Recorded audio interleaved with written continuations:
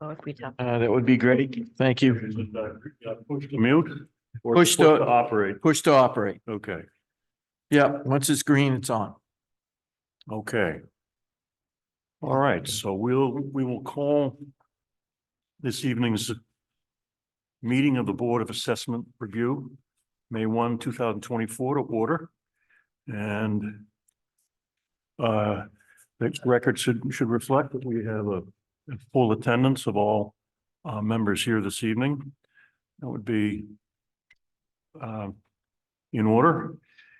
Our first item will be to review our agenda. Short agenda tonight. And that is the board's review and consideration of an appeal on behalf of Randall and Donna Wood. And that is that 6 Ranger? Yes. 6 Ranger Lane, having map 15 lot 1329 designation.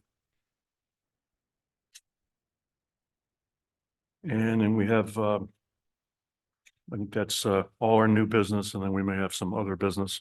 It's apparently our agenda for this evening. We have a motion to approve that. So moved. Okay, and a vote. That would be 4-0. All right, that done. We have minutes that have been prepared by Keith, and we've all had an opportunity to review those minutes transmitted to us earlier. Do I have a motion to approve those minutes? Move to approve as submitted. Okay, and a vote? And that would be 4-0, approving the minutes for the April 15, 2024 meeting. Thank you for that, Keith. That brings us to new business and the matter that brings us here tonight, Mr. and Mrs. Wood's appeal.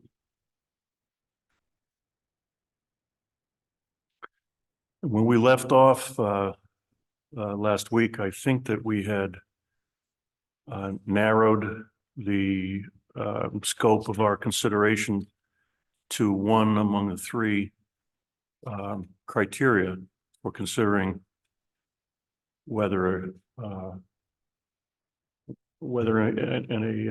assessment had been properly undertaken. And so I think we're here to consider that tonight. Take facts here, presentation by the Woods.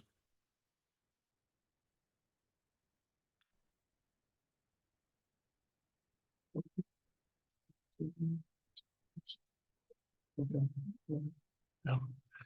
So I think with those preliminary matters teed up, I think we would welcome your presentation.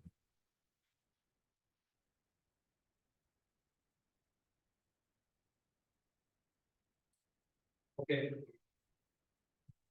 So.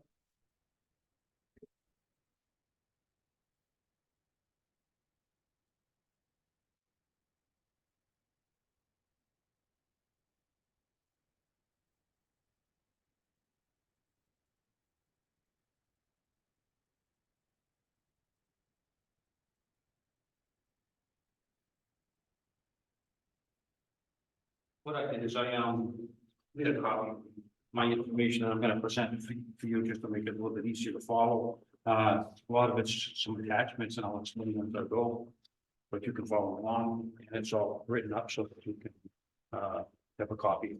I know it's a lot of difficult information to pick up all of these. But thank you for the copy for each of them. Do you have a copy for the assessment? No. No, you do not? Because we did the appeal. I was told the presentation. Okay, she's gonna need to be able to follow along your presentation though. We can share. So, share Alice, do you want to share with me? Uh, Okay.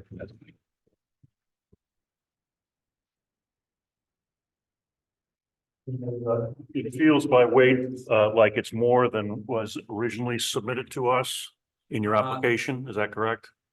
Yeah, That's a good, that's a good question. When I talked to the, at the state level, when I talked to the commissioner, county commissioner level, they said that the original appeal is there, and they said you can add anything to it. Okay, that's, That's my I just want to make sure that, because we have all, had the opportunity to review your initial application and its attachments. So if there's more, I just want to make sure that Okay, did you review my original? we did. Because I do have some additional. The first part is the presentation I'm gonna make. The next part is the original abatement that's included there, if you wanted to see that, like you said, if you have some questions. Okay, so the supplemental material then is the first. The first one I'm gonna explain the total abatement. One of the things was, I don't think we got full understanding. I have the abatement, the original abatement is here, then the letter of denial is here. When you read the letter of denial, it really doesn't go together very well, but that's okay. That's why I wanted to explain it. So I have, the original abatement, the letter of denial from the assessor's office, and then there's, an additional handout, which is, it's the explanation from the assessor to the CACP board about how the taxes were done. It's clarification for the way the taxes were done. That's also included. And that's just to kind of supplement my information here, so you have an understanding of what I needed to do.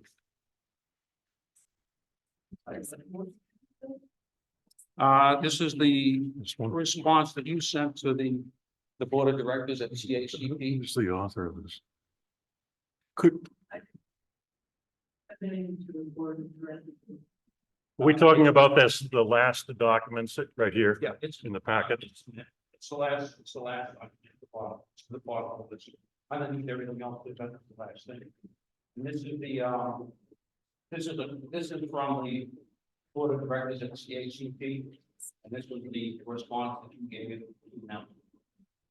I have never, communicated with you. I don't think. This was from the board. The response. If you want to verify with them. Carry the information. Is this something that I? Mr. Ryan is on the board, yes, Ryan is on the board, that's correct. Because I have never. Cottage Preserve. Brian Lawler is the board. He's on the board of directors. If you communicated with Brian, you communicated with the board of directors. Okay, this is not. That's okay. It's just an attachment, and but it does have some information in it that I'm gonna use my presentation. Okay, so in sum, then, what's new to the board, for the board to look at this evening and to consider is the document that it was apparently authored by Ms. Newcomb. And it's pages 6 of 9 and 7 of 9. And you are submitting that for us to consider, as well as a more substantial packet, looks like about 25 pages. Well, I'm just using the information from Beth Newcomb. I use in my package. I just wanted to show you where I got it from. Okay, That was the all right, information that good. was sent to Ryan, like we said, to Ryan Lawler. Ryan Lawler is on the board of directors for the development, Cape Ron Cottage Preserve. He's one of the directors. This is the email I sent to Ryan, and I told him you could share. I wasn't sure if there was. Yeah, well, Beth, what they did was they actually talked about it at their meeting. They do a Zoom meeting for us. And then they share the minutes of the Zoom meeting, so that was included. In the Zoom meeting minutes. Is that okay? It's fine. Okay, you want to proceed? We're ready to go? We are. Okay, very good. Thank you. Just a couple of bookkeeping things. I just put a cover letter on this. The basic reason we're here, we are requesting a $22,000 reduction in our tax bill. And then I'm going to go on to explain 3 points. The first part is the home value comparisons. If you want to follow along, that's the second page. I spoke with Beth Newcomb before filing my abatement request. I said I was not opposed to paying my fair share of tax increase. I understand that cost of business has gone up everywhere. Can you hear me okay? Okay, we all know the costs have increased. I'm assured that my taxes are going up. To show market value of 6 Ranger Lane, I'm comparing my cottage, 6 Ranger Lane, to 3 previous sales of the Saco model. My cottage is a Saco. There's various models there, and then there's several different versions of the same models. My model is a Saco. It's a 1 level. It's at 6 Ranger Lane. It's one of the first ones to be built. 3 previous sales of the Saco model cottage in the first phase of the development before April 2023. These 3 below built similar to our Saco cottage. The Saco that we have is more of a basic unit. It was built early in the development. The thing is, the early phases were built a little bit differently than the newer section, and that's my point. I'll get to that later.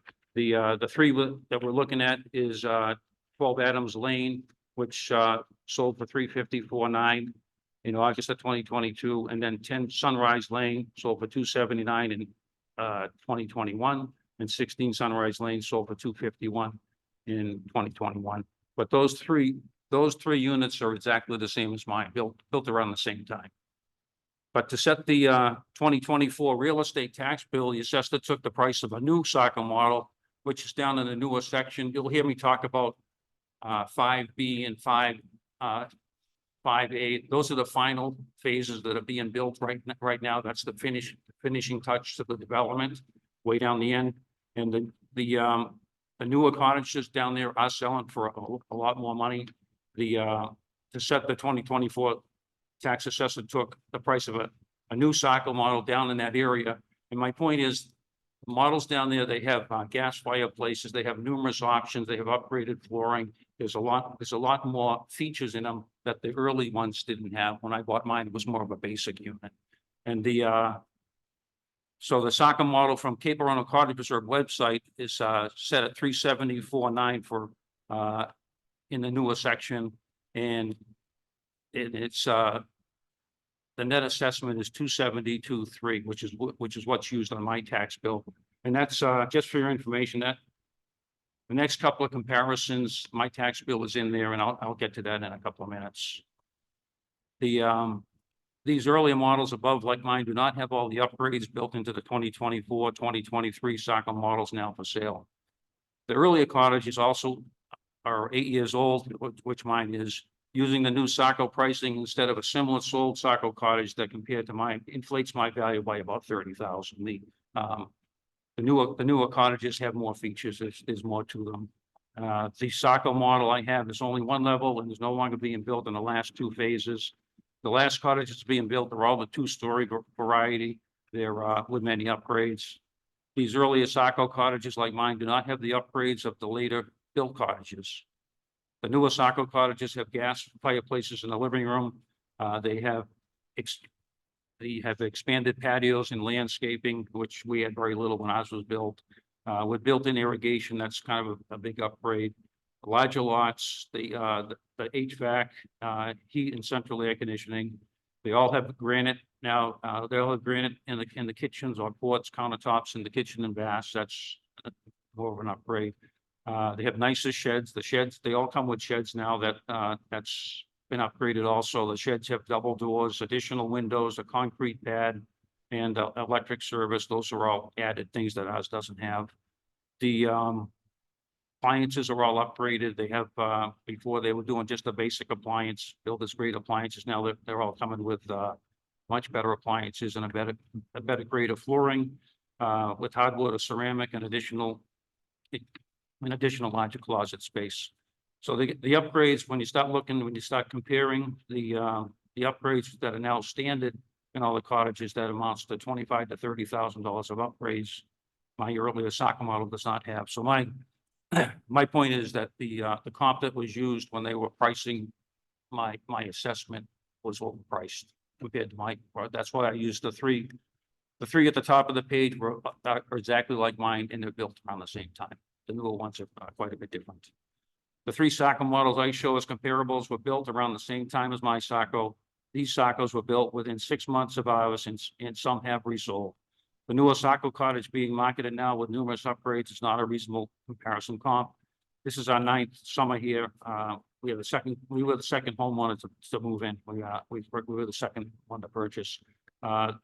These cottages at the time were built as basic models with no upgrades. As time has gone on, they found that the developer found that people wanted all the upgrades, so now they've made all these features standard. So there's a lot of features in the new ones that ours doesn't have, basically.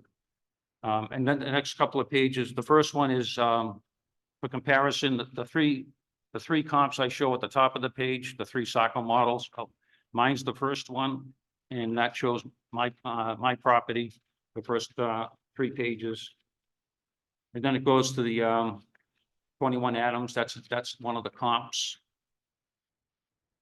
And you can look all this over. I don't want to. I just wanted to put it in there so you could see what I'm talking about. And the third one is 10 Sunrise. Again, those are the 3 comps that most closely match. And then 16 Sunrise. These are all the same. They're all the same model as my house, and they're built around the same time, and they have very similar features. There's a couple of things here and there, but they're basically the same house.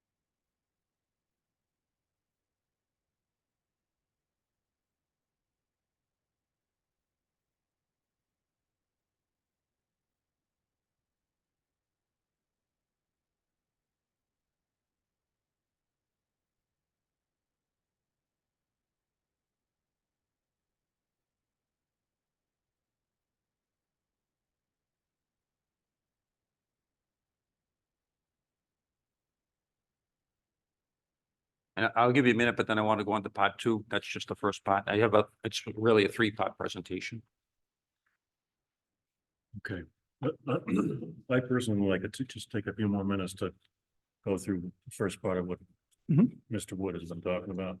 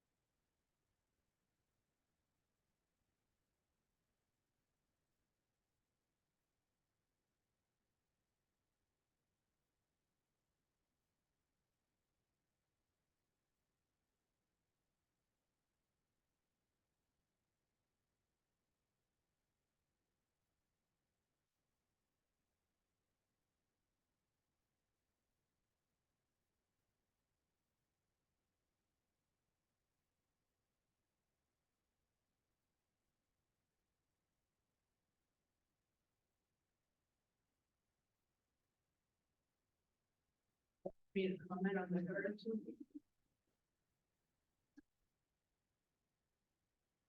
Why don't you give me a few minutes to make the presentation first, and then we'll wait to the end. Do you mind doing that? Just as a point of clarification on your presentation, is it your assertion that it's the land value that you're taking issue with? No, Land not in the valuation? first part. That was in the original abatement, that was that was what we were told, that it was only the land to look at. But then after speaking to, Leah the last time we met, she told us to look at the value of the whole property. So this is actually the first part, which is the value of the property. It's not just the land, to answer your question. It's the value of the property and the comp that was used to value the property.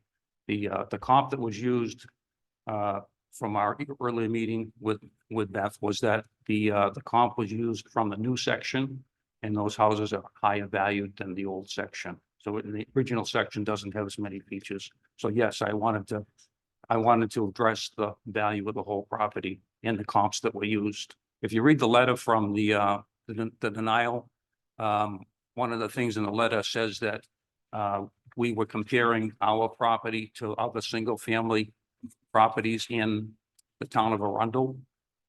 That wasn't what we were doing. We were comparing single-family homes in the town of Arundel because of the tax ratio being off, and that's our second part. That has to do, so it was confusing to me when I got the response back, even though I had addressed the land, it wasn't addressed the way I thought it should be. Okay, understood. So, in sum, then you're challenging the overall assessment of the whole value, including in particular the improvements component of that value. Correct. And because you hit the nail on the head. Well, originally we were told that only the land increased, but when you look at the value of the property, you have to look at the land and the property. And every time I've looked at a property before, you look at similar comps, and the comp that was used for the comparison of my house to the development was a newer property that has more features. Even though it's the same house, they've improved the features in it. It has a lot more features in it. Okay, so that suggests to me that you're not then challenging the assessment of the land value. Or rather, it's Well, I think that's included in it. I think that's included in it too. You know what? I am gonna get to that in part 3. When we proceed further, I think the first part is the value of the property, which is I'm following Leah's lead on the last time we spoke. She said to address I just need to be clear on something, Mr. Chairman, it sounds okay. I was not advising you. I'm not providing advice to an applicant. I was just talking about the general applicable law. So I just want to be really clear on that. Oh, I understand. Okay. Yeah, but you gave us 3 specific areas to look at, and we were looking at them already. And I just expounded on that Understood. information because I believe she was correct that we needed to look at the total value of the property, not just the land. Mhm. The land, you're 100% correct. The land went up in value, and that's a real concern. And I'm gonna get to that in part 3. Do any of you have any questions on the first part of the presentation before we? Well, if I understand it correctly, part of your argument is that this is residential property and not commercial. No, I dropped that part of it because Beth answered that for me. I did not include that that's in the original one Yes. that was given to Beth. And Beth answered that question for me, so I did not address that in this portion. I'm going back over and I'm doing a 3-part presentation on the value of the property, and then the tax ratio, and then the acres of the property, which is the land. So that question's been answered. It is a commercial property. It is commercial, yes, Yeah, sir. that's been, and Beth took care of that for Yeah, us already. It's even the zone that is in the seasonal cottage resort zone makes it a commercial piece of property. That's the way I understand it also. Okay. That's true, Rich. Yeah, I understand it. That's the way I understand it. That's why I didn't address it here. I was gonna make a note in here that I'm all set with that, but I took that out. Which is, I think, germane to what we just left off with and talking about the land value. I think. Yeah, no, it makes sense. Okay, all right. If there aren't any more questions arising from the first part of your presentation, Shall we move on? Yep. So please proceed. And I'm gonna go on to part two in the town of Arundel tax ratio. The town of Arundel tax ratio is not equalized. I agree with that. That's part of best presentation. And if you look at her part I handed out to you that was given to the board at Cape Arundel. I showed in my tax abatement request that the Cape Arundel Cottage Preserve is being taxed at a higher rate because it is a newer property in the town of Arundel. When I contacted the Maine Property Tax Division at the state level, they called the tax increase new customer syndrome. And they explained it as soon as I explained it to them, they explained it back that it's when people purchase property and it's put into the correct assessment ratio, which is 77%, I believe, for the town of Arundel, plus or minus 10%. Unfortunately, for the new customers, the properties in the town of Arundel from 2004 appraisals never catch up. By that, I mean, an appraisal hasn't been done since 2004, I believe. So the older appraisals are in town, their tax ratio is lower. And even though we're being put in at the correct number as a new buyer in town, even if it's a property outside of Cape Arundel Cottages, a new property is going to be put into the correct number so that the number comes in somewhere over 70%. And that's considered by the state to be the correct number. The problem is all the other properties in town that have not been reassessed or revaluation in the last 20 years or so, they never catch up. So we end up paying a higher rate. That's the point of that. So these comparisons are shown on page 3 and 6 out of the original abatement. What I did is I copied the pages out of the original abatement that I gave you, and those are attached in this. Those are also in here so that you don't have to jump back and forth. I tried to make it easier for you just to see what's going on. So these the properties that are in town that are an older tax ratio are at or about 50% plus or minus 10%, which is far outside of the state guidelines. Again, our property is in compliance because it was recently bought in the last few years. Beth explains this problem well with her letter to the Cape Arundel Cottage Preserve Board of Directors, and this is out of that letter. I gave you a copy of it. It's the last handout that's in the package. The town has not had a reevaluation since 2004. The cost tables for the building data are extremely low, which causes the residual value to appear to be relatively high. This should equalize once a revaluation is done. The real estate market has continued to decline. The sales of the cottages in early 2023 were coming in around 500,000. The ratio on 2023 cottage sales comes out to about 70% on average, which is right in line with single family homes in home sales in Arundel.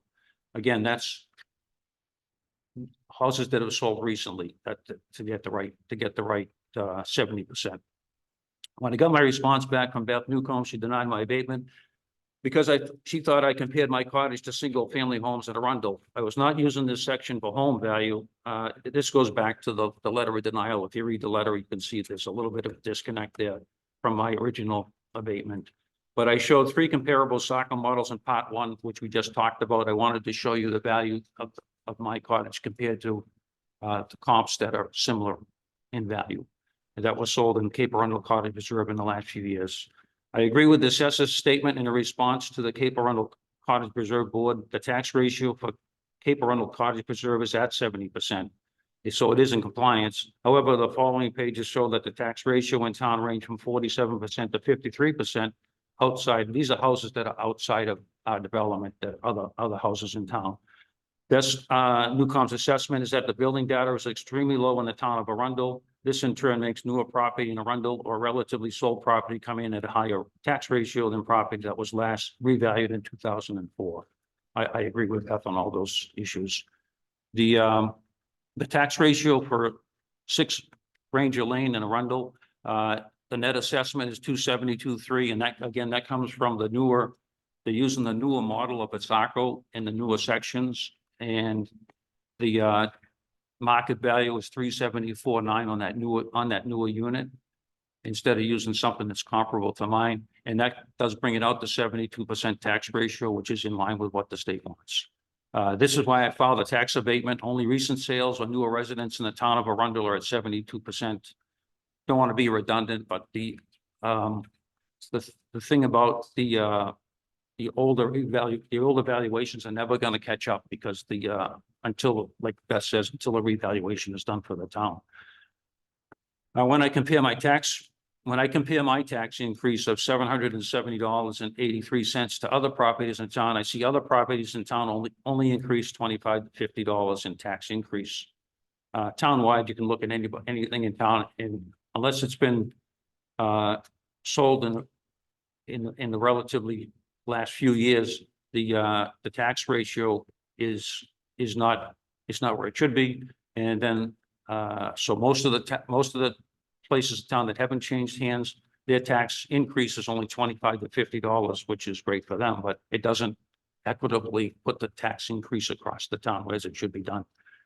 Until a townwide revaluation is done, my taxes will not be equalized compared to the town of Arundel. And it just shows my tax bill, 6 Ranger Lane, 2024, the tax bill is $46.29 In 2023, the year before, it was $35.58 The 1 year increase is $770 for one year.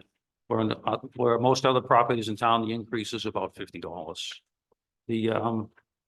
And as Beth Newcomb points out, the taxes will not be equalized throughout the town of Arundel until a townwide revaluation is done. The assessors market value for 6 Ranger Lane, the 374.9, again, 72% tax ratio. This market value is based on new construction of Saco cottages that have many more upgrades than my cottage has. And my cottage also is 8 years old. It's an older stock. And it's still in great shape. I don't have a problem with that, but the comparison, I think, is not fair in that situation. The 72% tax ratio is not in line with homes under the 2004 evaluation. The average tax ratio for homes outside the Cape Arundel Cottage Reserve is about 50%. I have some examples attached, and we'll go over those in a minute. Again, the town will not be equalized until properties evaluated in 2004 are brought up to the 2023 values used on the Cape Arundel Cottage Reserve. And I added a couple of pages just to show some examples. And these were just, there's tons of examples. These are just a few. And what it shows is the current home tax ratios. These are for existing homes outside of the Cape Arundel Cottage Reserve. So these are just randomly picked houses. You can see that the tax ratio way over to the right is 53%, 48%, 46%, 51%, and 47%. And it's supposed to be over, I think, 70 or above to be in compliance with the state. And then you can see the last column. It may not have copied well on yours, but the last column is the tax increase. Each of those houses, the 1 year increase in taxes. The first one is $23, $31, $22, $21, and $19. And the tax increase at Cape Arundel was $770. It's really not equalized, as Beth said. I agree with that 100%. The second page, the next page is the 2022 sold homes. Again, this is to show the tax ratio. And these are all recently sold homes around the time that the tax bill was done. And you can go down, you can look in the left side, you can see when they were sold in 2022. And then these tax ratios are a little bit higher, but not much. And these are recently sold homes that really aren't in compliance with the tax ratio either. So 62%, 62%, 51%, 64%, 51%. There is one here, 74%, and that is that was a very recent sale. And that one, as I said before, in the first part of my information about tax ratios, if the house is recently sold or in Cape Arundel, so it has been recently sold in the last few years, a newer sold property in the town, the tax ratio does come out correctly. And I agree with Beth, the tax ratio is correct in Cape Arundel, and it is correct on properties that are more recently sold. But that's and that's just it just shows you that it's out of balance. It's not equalized, as Beth has said many times.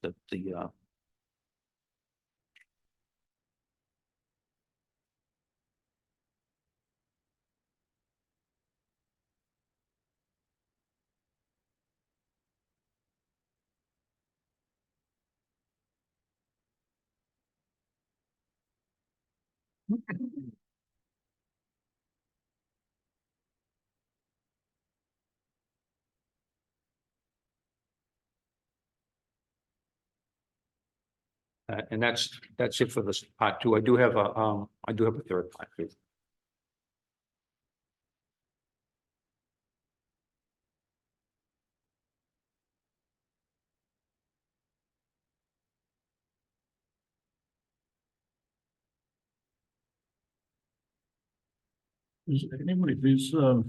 Anybody know, are there any other condominiums in Arundel?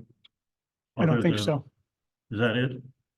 I believe there's one in the works, but it's off Old Post where they were being rented and they're now going to be sold. And they will then have a condo association in there. But other than that, there's nothing else out there. The song project they have for two. Oh, you're right. I'm sorry. I They forgot. sold them, they just started selling them in February. So it's been, the way I had to first start assessing this, because they didn't get the condo docs reported by April 1, I had to assess it as a project kind of like a hidden meta, hidden pond. This has been through so many renditions. So anyway, that's the way, there's 17 individual little houses on one parcel of land that his song has owned for. So I think they started building was in 03 or 04. They've been renting them out really low rent and I think it's the older guy, so he wants to just divest, so he has converted, they finally recorded those condo docs in mid-February. Of this year? Yeah, so they started doing the closing, so for the upcoming tax bill, I have to convert those to. So this, the only other, But they have nothing, like, this is a resort that has all sorts of infrastructure. That property has nothing but the land as common interest. so that's the only other condominium. There is one, isn't this a condominium situation on Route 1? Those white buildings, I think there's a dentist there. Right. Alfieri's office and Yeah, that one. he actually, the adjoining unit, those have, I've been into a few of those over the years where they converted them. The original, developers had some they never built out and they really were very low price for it. And then a couple sold in the last few years, one real low, one real high, some of them didn't even get back into them. I don't know. It's strange. So Thank you. those are not real, there is a sale in the condominium study that has one of those in there, but every other condo sale in that study are the condos. Thank you. All right, does anybody have any questions of Mr. Wood before we move on to part 3? I just want to clarify to make sure I'm following along so correctly. So these are kind of two separate issues. The first is that you're saying that a much more valuable model was used to price your property. Correct. Within The your comp and the first one is about the comp. The Right. comp that was used was a more valuable property. That's Right. exactly correct. Correct. You'll have This now or at the end? Let's make notes on what you want to address, and then we'll take your presentation in due course. Beth, please. And then the second part is that the ratio at which properties in the preserve are taxed is much higher than the average. Yes, that's 100% correct. And the problem is that the tax ratio is off because the properties have not been revalued. And since 2004, I think was the last revaluation for the town of Arundel. So inherently, when new properties are sold, even outside of Cape Arundel cottages. So if a new house is sold in the town of Arundel, it comes in at the right tax ratio. So what happens is the older houses that haven't been touched in 2004, unless they change hands, unless they're sold, they stay at an old ratio. And that's what I tried to show. If you look at the first page of examples, the first page shows these are just randomly pulled. You could go, this is all public information. You can go yourself, you can pull all this information. The only thing you would need, I did need to get a realtor market value for these houses so that you could do the tax ratio. And I got that through a realtor that's active here in the town. Mhm. And that information is the only thing you would need. Everything else in the whole package is all public information. You can go pull it yourself. But it shows that the tax ratio is so low on all these properties. And then when you do my tax ratio, it raises the dollar amount of the taxes up much higher. Okay. And the way to get that straightened out is as Beth has pointed out several times, is to do a revaluation. Cool. I just want to make sure I was following your. No, process. you're 100%. And I apologize. I know it's very confusing. We spent a lot of time kind of analyzing this, and it's very confusing to go through it all. And to have someone come in and just present it to you in a few minutes is a lot of information. And this kind of goes back to the land question that you had earlier too. The land this is the part that ties in the land in the next section. So you can see how the land gets, the whole project gets valued at a higher price, so you end up paying a higher tax, even though the rest of the town, it's not equalized through the town.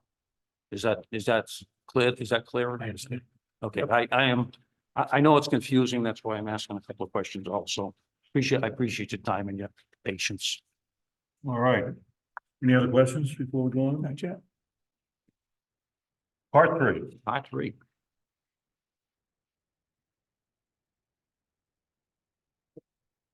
And this has, the third part has to do with the tax acres is the acreage that we're being taxed on and the whole development.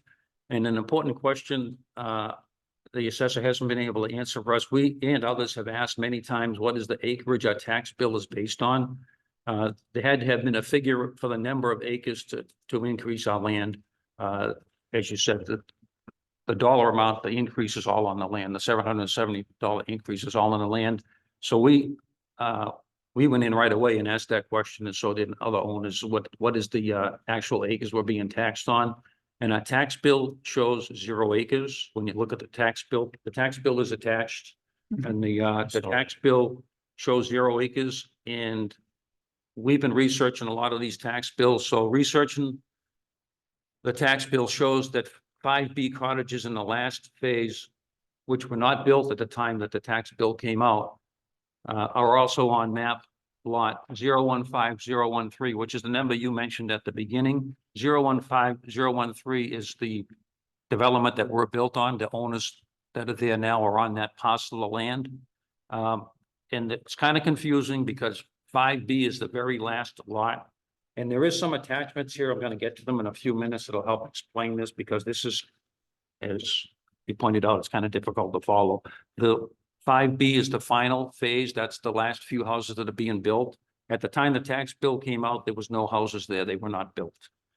So this is the same map lot as our tax bill 015013. Some of those houses that are listed down in 5B are listed on the 015013 tax bill. And these 5B cottages at the time were not yet built, and that's called the Hidden Meadows Acres land. It's the last parcel in the development, and it's the last area. And these cottages in Hidden on Hidden Meadow Acres, that last section 5B, it's listed on our tax bill 015013. So it appears to be part of our tax bill. And then the builder also has a separate map and lot bill for the same area, 011009, and I have that attached in the package. So these cottages in 5B, they're not, at the time, they weren't sold, they were not completed, they were not there yet, they weren't built at the time of this tax bill yet. We are showing some of that land is on our tax bill, 015013. So it appears that we're paying, it's added on to our land. So we are paying an increased amount on our land bill, but at the same time, the builder, the developer is also paying on that land. It seemed to be double built. We and other, myself and my wife, we and others have asked for the number of acres we are taxed on and have not been given that information. My tax bill shows 0 acres for the past 4 years. Now, I've been there 8 years. This is our 9th season. So the first 4 years, the tax bill showed the land amount of 0.72 acres. Now, the builder pays another tax bill on the same map lot. 015013 is the lot that we're on. That's the owners. I'll call that the owners section that it's already built. We're in there. 015013 is our tax bill location. And then the Portland Road acreage of 188.24 acres. There should be a number for the acreage on the tax bill, or at least it should be available if you go in and ask for it, because that's what we're being taxed on. My tax bill, number one is my tax bill is map and lot 015013. The acreage on that tax bill is 0. There's 0 acres on that tax bill. I paid $2,720 on the land portion. The builder's tax bill, the 188.24 acres is also map lot 015013 Portland Road. The builder pays an additional $43,000, the developer. So the land value is $2,549,320. Number 3, the builder pays the Hidden Meadow, which again, that's that last area that's being developed, 5B, map and lot 011009. The developer pays $37,309.22. And the land value is $2,194,660. That, again, that's the last section that's being built.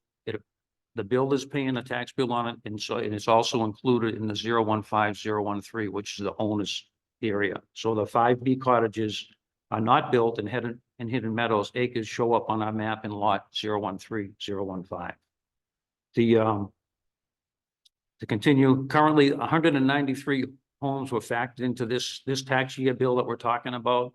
The 193 were factored into that. The land value at 160,000 for each cottage. That 193 times 160,000 is $30,880,000 for the land value with 0 acres. Again, the acres is not showing. So we don't know if we're being taxed on the additional acreage or not. It's rather unclear. It's kind of hidden information.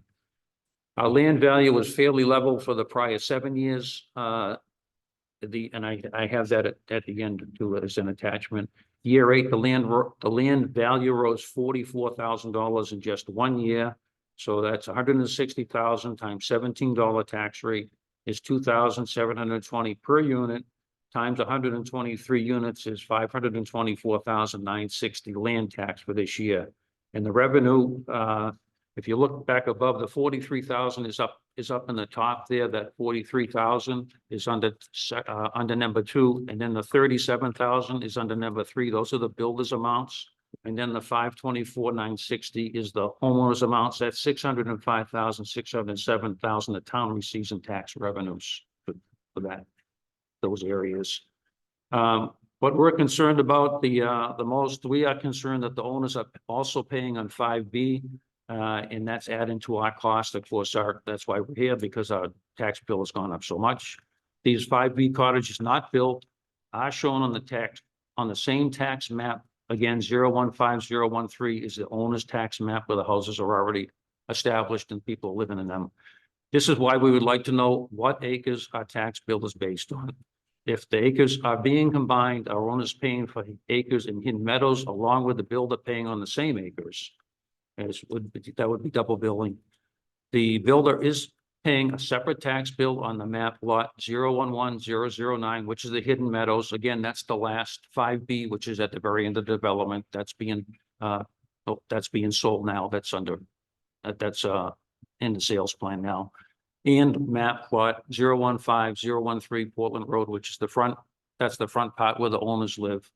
Also, the homeowners are paying on map 015013 attached the tax bills in the map.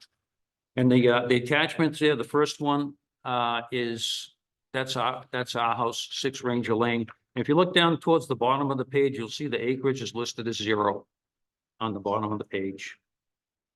And that's just for our individual cottage. The second one is the builder, one of the builder's tax bills, and this is the this is the 015013, and this is the tax bill for the builder, 43,000, and that's on part of our land too. And then the third page, again, is the builder. The builder is paying another 37,309. That is showing on the Hidden Meadows Drive, which is 011009, which also appears on there's other tax bills. I have some other I know this is confusing. I do apologize. I have about 19 tax bills from 5B that shows they are listed on 015013, which is the owner's land, and also taxed to the builder too. So there's a lot of questions that we have that really weren't answered, and it all falls back to when we asked the question, how many acres are we being built on? That question was never answered, and numerous people have asked the same question. It was not answered. So that piece there shows that the builder is paying on the Hidden Metals land, and so are we. And then the last, and this is the map I just said, this kind of shows the overall section. And you can see at the top of the page, the Hidden Metals, that's actually way down in the back. That's the very end of the development. So the front of it is at the bottom of the page. And in the middle of the section is the Portland, it's called the Portland Road, the 188.24. And then the Hidden Metals is at 97.66 acres. But those two sections overlap, and it appears that both the owners and the developer are paying tax bills on overlapping land.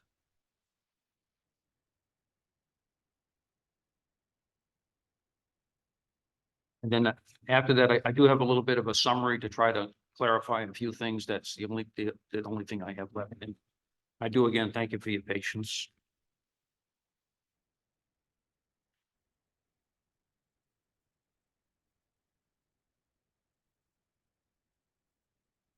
In your summary, you said that I put together 3 points to support my $22,000 reduction in my tax bill. I think you use the same phraseology in your presentation tonight. What you mean is in your tax assessment, right? You're looking for a reduction of 22,000 in the assessed value of your property, which would then lead to a reduction of the bill itself. Yeah, that's like I originally stated. The requested a $22,000 reduction on that tax bill. That's correct.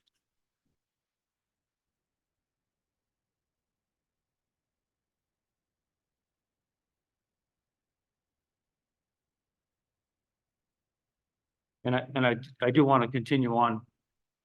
Let's finish up section 3. If you have some questions, then I do have a summary, and I have a few other handouts, believe it or not, that'll go along with it.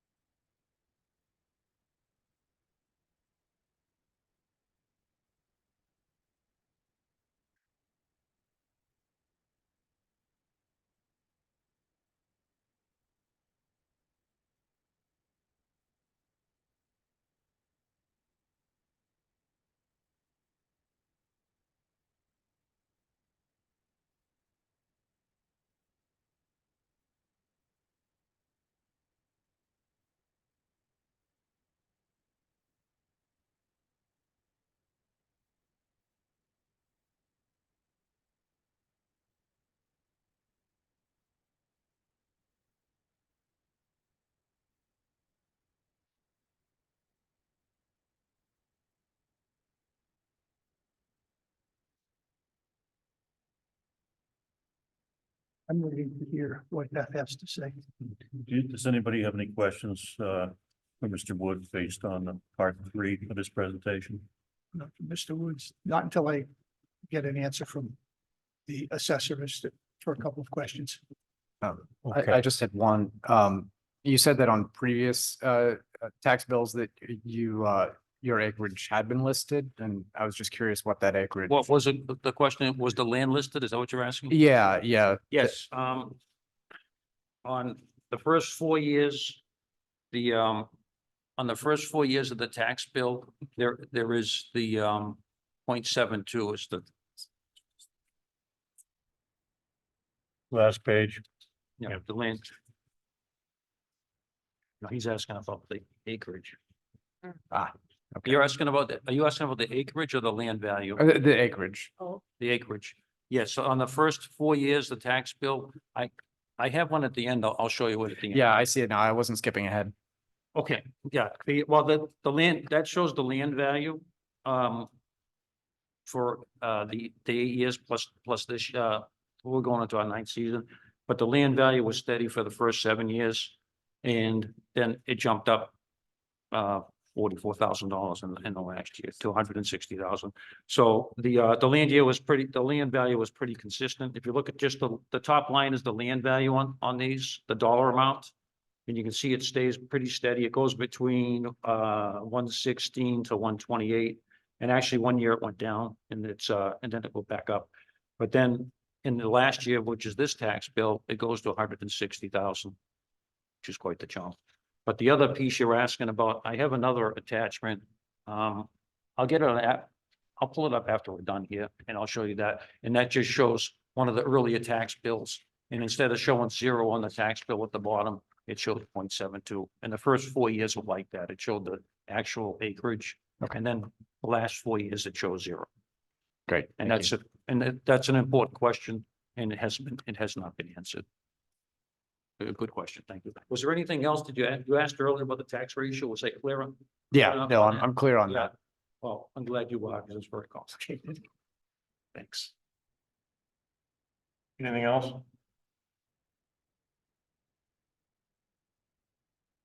Okay, Okay, the last section is just a summary, and I do have a couple of extra things that I didn't attach it to this whole package because it was getting kind of massive and just to kind of keep it contained, but I'll give you some additional information too, and it addresses like, we just talked about the acreage and stuff.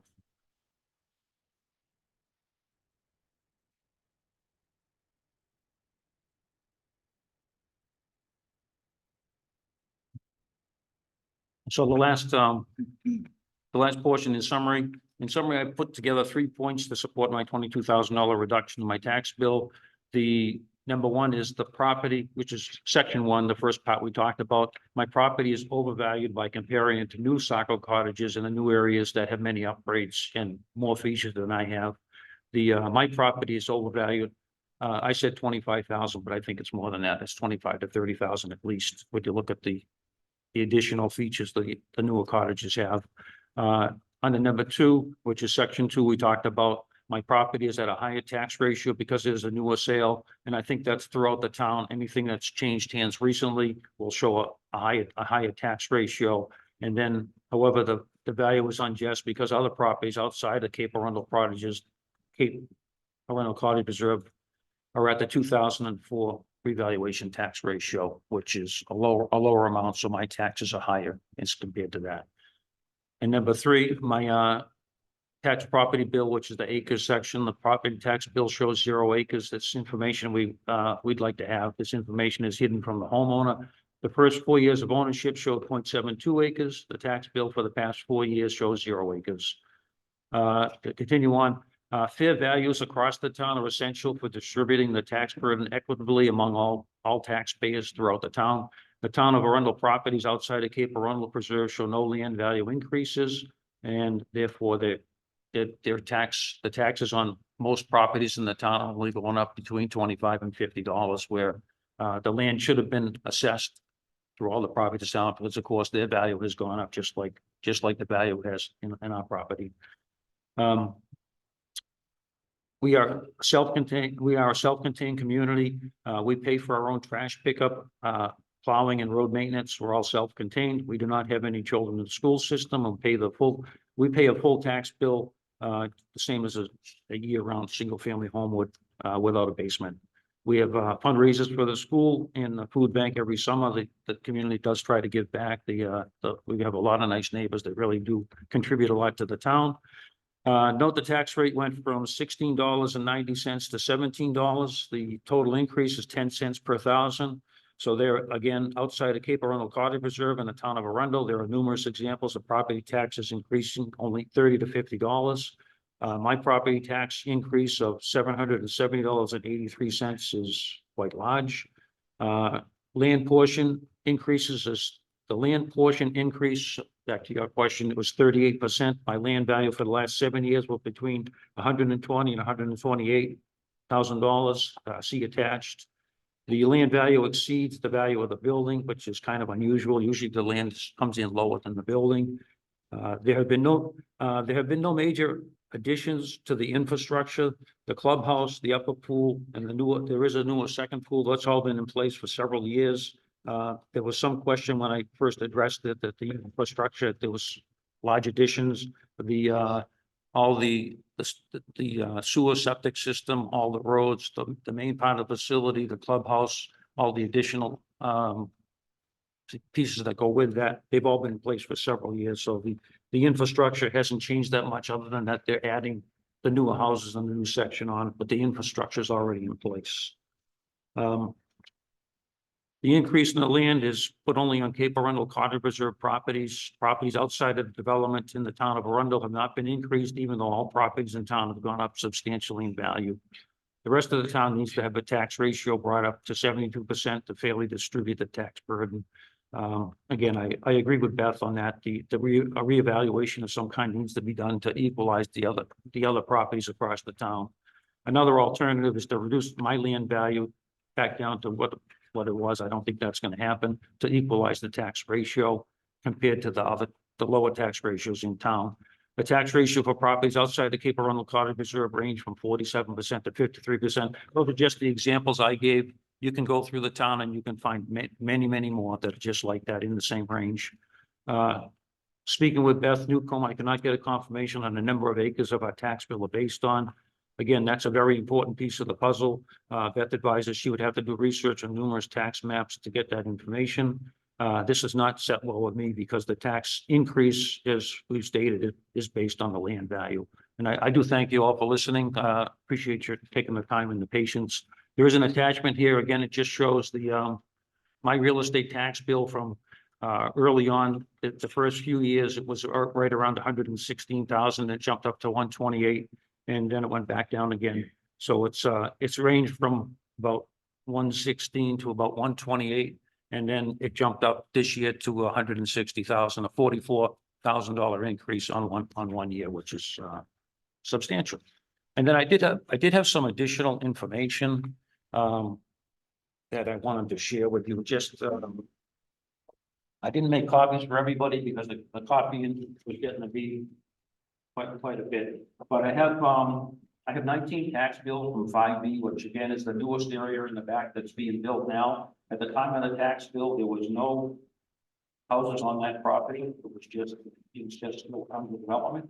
Now they are built, but this is a couple of years later. The 19 houses that back then, there was 19 of them were listed on the 015013 tax map, which is the owner's property in the front, the original 180 acres, and these houses are on the what I'll call hidden meadows, which is the back section. But there's 19 of those, and they weren't built at the time of the tax bill. Although some of them do show a building value on it, which is interesting, even though there was no building. So, take a look at that as but that's this is just 19 bills. Again, this is on the new section that wasn't built at the time, which is the hidden meadows, the very last section. That's way in the back. That's what's being sold now. And these actually have building values on them, and there was no building there. Okay, how is that relevant to our consideration of your particular situation? It has to do with the the land in 5B being added onto our tax bill. It has a lot to do with the value. A few years ago, when there was nothing on it, the whole value of that parcel 5B was much lower. Now, by adding all these other things in, the value's gone way up, and there's a lot more value in that land. When it's added onto our tax bill, when it's added onto the 015, 013 land, it increases the value of that land substantially. Okay. What makes you think it's being added into your valuation? The tax, because of the tax bills show our parcel is 015, 013. That's all, that's what the owners are now. Right. And then that, these tax bills here.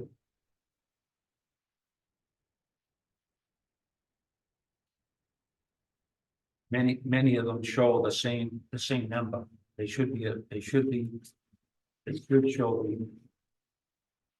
the number for the builder, but they show both. So the builder's paying the tax on it, and we're also paying the tax on it, but it's increasing our costs. I'm not sure that's an accurate 015, description. 013, is that what you're talking about here? It's All, yeah, that's it's correct. gonna, it's, okay, so that corresponds with the identification of these parcels here These, yes. in 5B. Right, here's an example. This property is being built in 5B, which is the very last section. Hmm. And it has the same tax 015, 013. So it appears that they overlap. I agree. It's very confusing, and we looked at it for a long time, and now we're looking at this, it's been added to our tax map. It may have been added to the tax map, but it's my understanding of the way condominiums are developed is that the land itself is split up among all of the homeowners. And you all equally have to pay for the roads and the development and the clubhouse and the swimming pools. You get to pay for all of those. The Because you have an property, interest in them. because you have common interest in I them. agree with you. The land up in 5B was owned by the former owner until such time as it was developed and ready to start putting houses on, and he was selling that property at that point. Everything then transferred over to the homeowners association, which has control of all of the land. So that's why, I think that's why it's showing up as 01035B. Or whatever that number was. I think that's why it showed up. 015, 013. I think that's why it's showing up. Has that transfer has taken place? That transfer has taken place, I believe. And the other question we have is there's tax bills for the builder on that land, and we're also being taxed. I don't think you paid taxes last year or going forward this year. I think last year that was the builder's responsibility, but I don't believe it is now. There's tax bills that, That was a question I was going to be asking Beth about. and I'd like clarification. That's one of the reasons we asked what acres it would be taxed on. There's no acres on tax bill. So that's almost that. That's why we're looking at the taxing between section 3 and the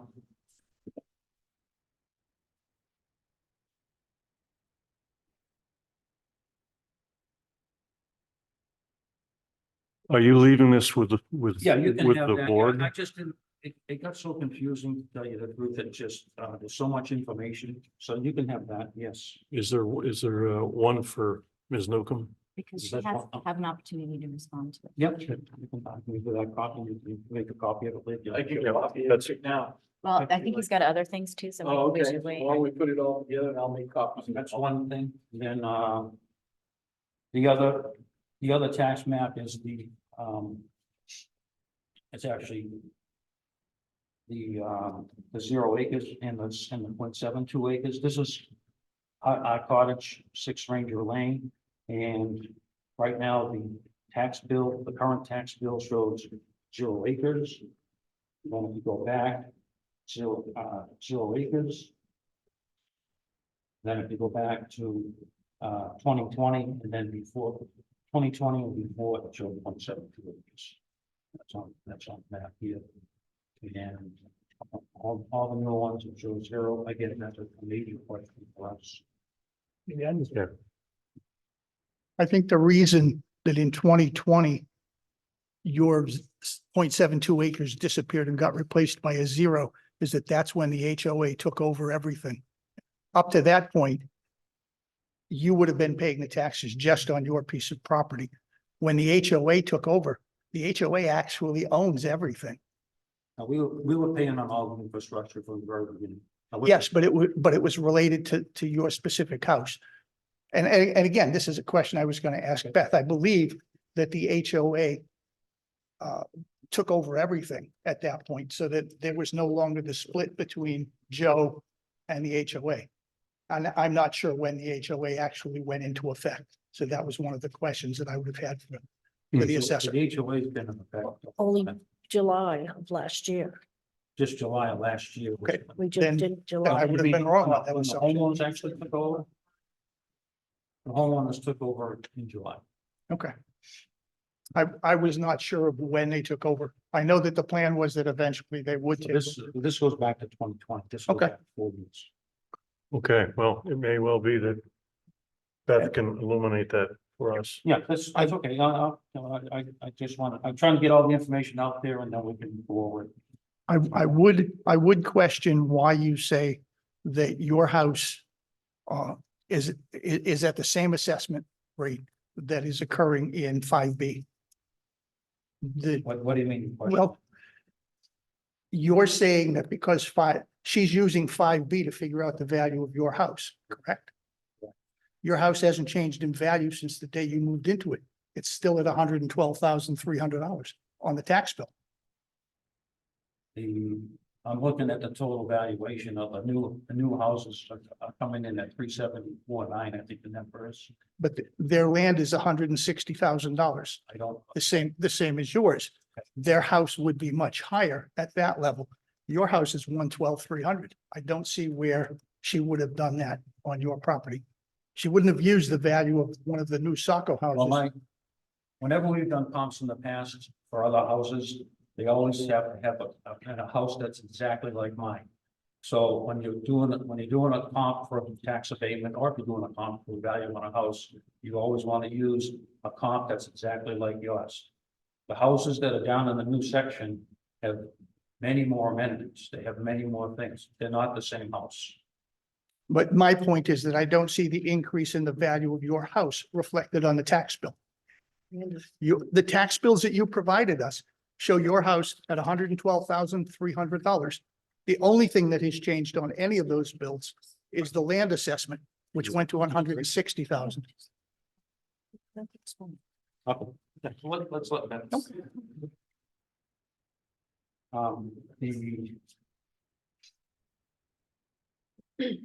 And then this is just a couple of examples of the developer tax bills. There's about 10 acres in the front, that's commercial property that the developer still owns that. I don't, that's not part of our property, but we can't tell that from the information we have. And then there's a couple of other, there's some other copies of the tax bills for the building. And it shows the whole.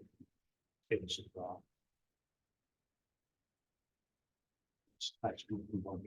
So is this that you're handing me, this is the only copy you have, right? Yep. Okay, so we'll need to have, If you want to make up some copies of that. Okay. and you described this as just being, this is a collection of various tax Well, bills. there's additional land that's in the front of this property. They had envisioned it as being developed as a separate commercial for maybe a store or something to be out in front. That still belongs to the developer. Okay, and you've handed me 4 different tax bills, and these are all 4 different distinct parcels owned by the developer, and then That's just a map of the overall. okay. Try to separate it so that it's understandable. It is very confusing. If I could jump on one tax map. All right, is that, Yep. is that conclude things? Yeah, if you wanted to take a few minutes and make some copies with that, you can take a look at it. And then, That's probably a yeah, good idea. what do you want to do? That'd be great, Keith, if you would. Should happen.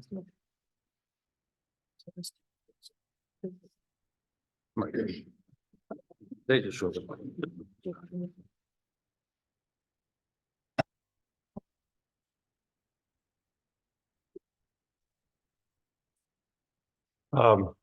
Mr. Wood, uh, going to the item that was the last piece in the new material for tonight. It has 4 Adams Lane in the upper left-hand corner. It is pages 6 of 9 and 7 of 9. And apparently has an excerpt of a communication that Ms. Newcomb made to the CACC board. That was the information that forwarded to the board, her explanation of the tax increase. Okay, And actually, I have a few, that's why I wanted to include that because in my package, I quoted her some places. Just want to show her. Okay. And that was the email. okay, you just answered my question. So That sent that what- to Ryan Colorado. He's on the board. Actually.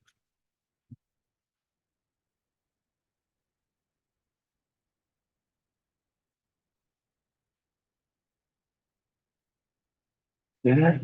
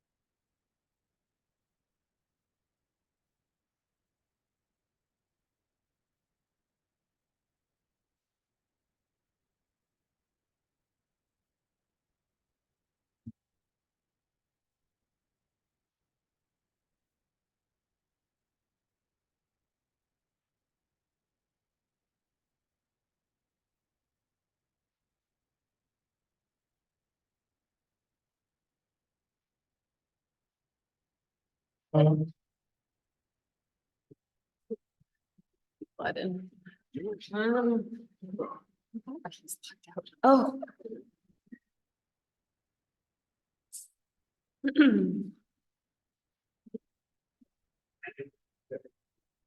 I want to report to Keith that there's automatic locking system on the work.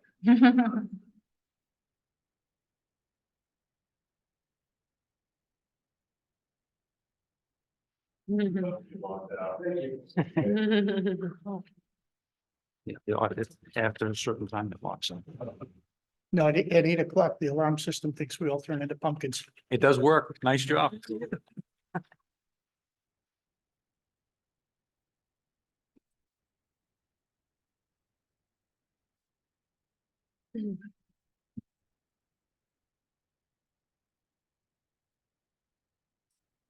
No, I got it. Yeah.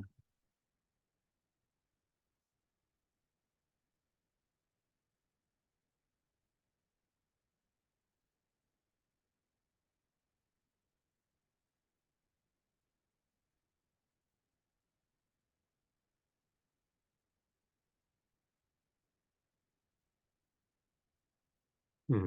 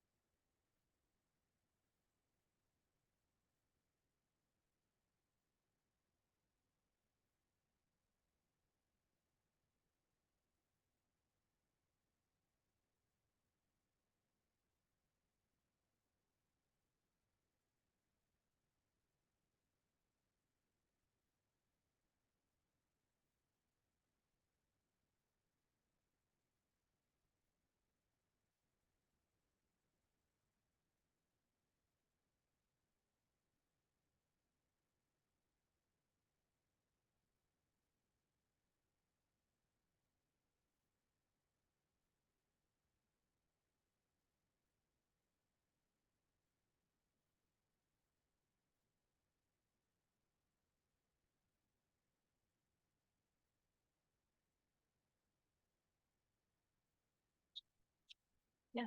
Maybe. Yes, yes. Okay, anyway, No, only just because, make sure. Does that make sense? it does. Yeah.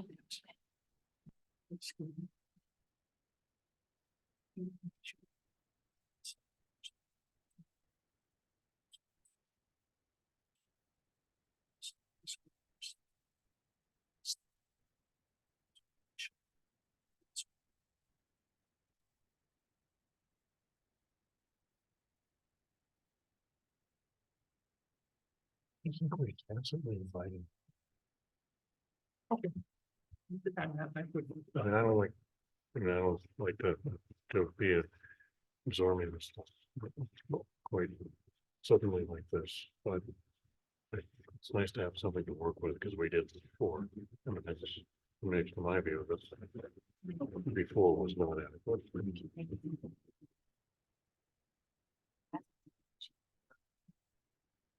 To review and prepare as well. Yeah. Our board does.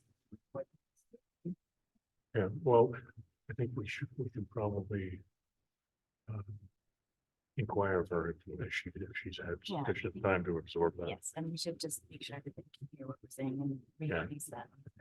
Yeah, okay. Yeah.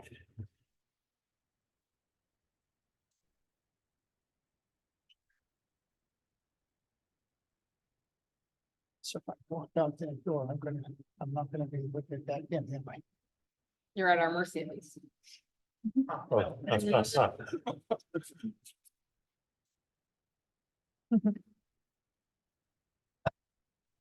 He's asking me about the. Thank you so Thank much. you. That's so great. Appreciate Yeah. it. There. What's, I want to Oh, reverse that actually. what he said. Celebrate. That's Beth, would you take one of these, please? And well, we'll wait to. Thank you. Can I make a request also? If you want, just Sure. Mr. Wood. The submission that you gave, not just these, but the one about your presentation. The submission that you gave, I handed out at the beginning, that you only have it on copies. Can you send an electronic copy so that we can have that for the record? The one that you. All the materials that you submitted tonight that were new to the board. Leah is asking if you'd please transmit them to the town electronically. I gave you everything except for those tax bills. Right, well, what I'm saying is that part of these proceedings, we have to maintain an a record in case somebody appeals or, so we have to have a full copy. Do you have it in electronic form? Because I don't have a copy myself. It's looking nice thirsty. Of anything, Take one and pass those down. especially that first submission. I don't have a copy. I haven't seen it. There weren't enough, so I just want to make sure that. Yeah, that's what they, you're talking about the whole package itself? Yeah. Oh, you want the whole? Okay. Well, you gave that to the board tonight as a document with a staple. So I understand that it's made up of things that they've already been submitted.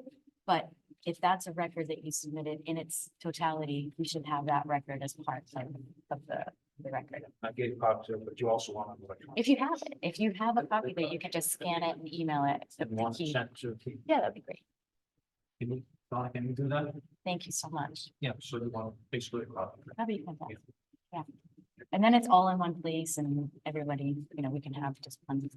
Because a lot of folks might walk off with these and we won't have it in the town office. I know, so. Beth, Right. keep it here. apparently there's one more for you. Thank you. Thank you so That will much. be- Should be. And everybody's got two pieces, right? Yeah, it's, I just think that it's great to have an email so that we can save it in time. Gotcha. Yeah, I can, there's so many flying around. It'd be good to have just like. Thanks.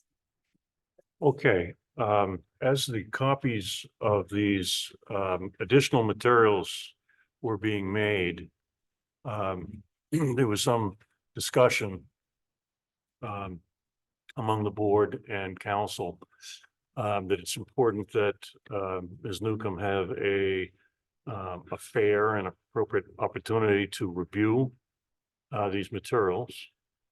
and have sufficient time to absorb them before we were to close the proceedings, given that they came in as late as they did. We're happy to have materials that are going to be helping us make our decision, but we want to be fair to all parties involved, in particular, the other party who is only just now reviewing the materials.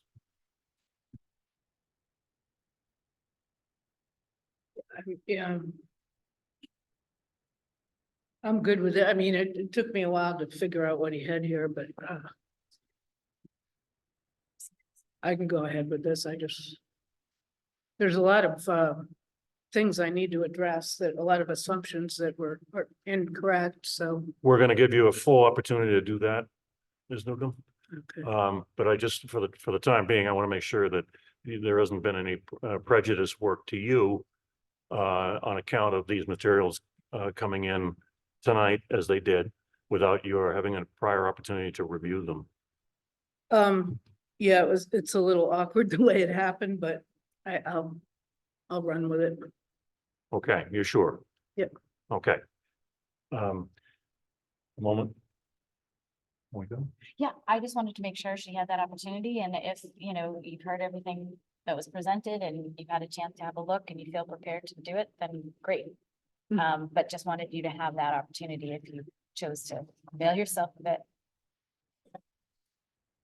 All right. Very,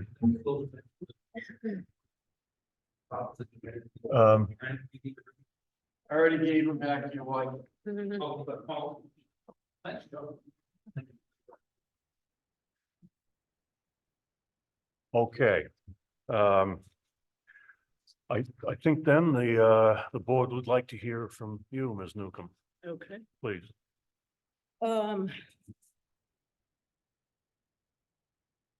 Guess I'll start with your first assumption that I'm taking comps and valuing your property like a commercial appraiser.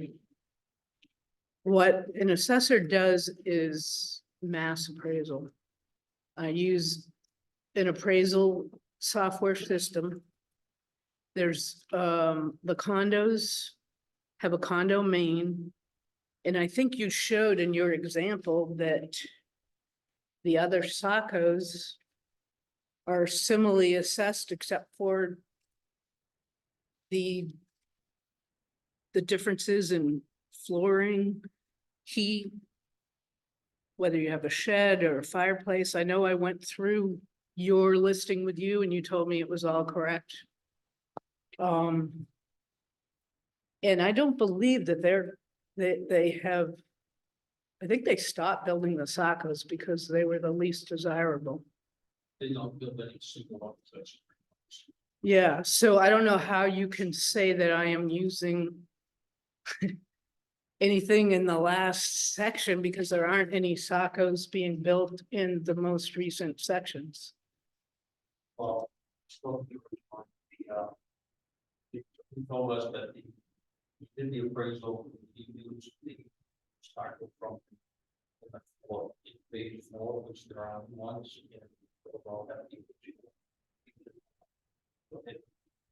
Every single, I go on every certificate of occupancy and double check. This has been you think it's confusing for you. You can imagine me being here since this first got approved as a campground in 2005. I mean, I was trying to recall the history of all the things I've had to deal with this. So I guess maybe I'll just go in the order of my notes because there is a reason why I stopped putting the acreage on the bills. Okay, yeah, and I would like to hear what that is, and I think the other members of the board would. What I'd really like you to do, if you can, Ms. Newcomb, is to, I mean, it's clear that the burden of proof here is with Mr. and Mrs. Wood. Period. So he has put forth an organized presentation for us, 1, 2, and 3, and then summarized it. If you can, it would be helpful for me anyway And I think the other board members, if we look at those 1, 2, and 3 areas, Okay. okay? And then, obviously, if you'd like to summarize as well. So in section 1, you were comparing the other SACOs and you included their listings in here. So if you look at, they're all right around 270.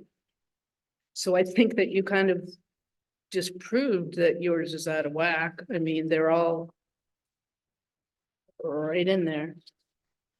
They're all taking on the same 374.9. We are, they're all in the same. What do you say, 374.9? First part, we use the other thing on. This is not. Getting the assessment of our property. No, that 374.9, did you read the, I think what we'll do is, let us hear your presentation. yeah, because I Yeah. couldn't rebut all the things that you were, Yeah,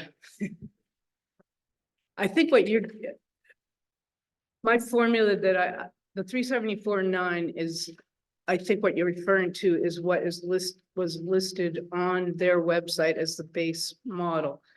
That valuation is what I use in the formula to assess the developer's portion. It has nothing to do with your assessment, the assessments of the individual condos. The individual condos are put in to the vision appraisal system. And I pick everything, they have hardwood, they have carpet, they have, whatever, and there is a cost associated with whatever data is in each one. So if they've got a shed, that's an extra, that's an outbuilding, they have fireplaces and an extra feature. So if they don't have it, that's the subtle difference in value amongst these examples of the SACOs that you put in here. And I noticed that you did put those sales in, and looking at those sales, I realized, okay, wow, these SACOs do go for a lot less. I haven't dealt with them in so long. I think the other one, the birches and the Acadias, they sell for a lot more because they're bigger and some of them have a lot more upgrades too. And those are reflected. The problem with the building values being, as you can see, the building values are so low. They're 2004 cost tables.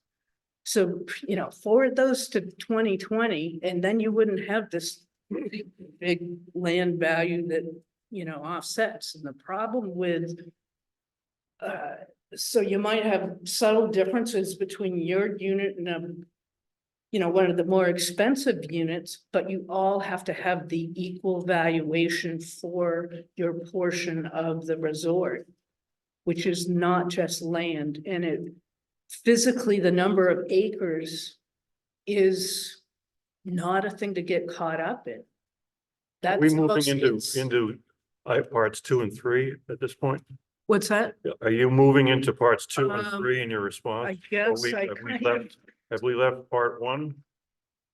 As I understand your remarks, Ms. Newcomb, what you're saying is, look, I did take those upgrades or those additional amenities into account. Is that what you're telling us? yes. Okay, I think you made a statement, maybe in the first section, that newer houses don't come in. Oh, you said that the newer houses come in at better ratios. That's not true. You using so few examples, you might have pulled in some outliers. And I don't really understand what you're talking about when you come up with a ratio for your house, because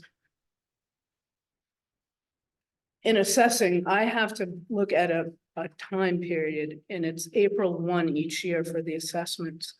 So the examples handouts I gave you are from sales ratio analysis. And the year runs July 1 to June 30. So the market. I don't know if we want to get into that right now or where I would put that in, because you did ask about market value and I question where you're getting market value. I know you said from brokers.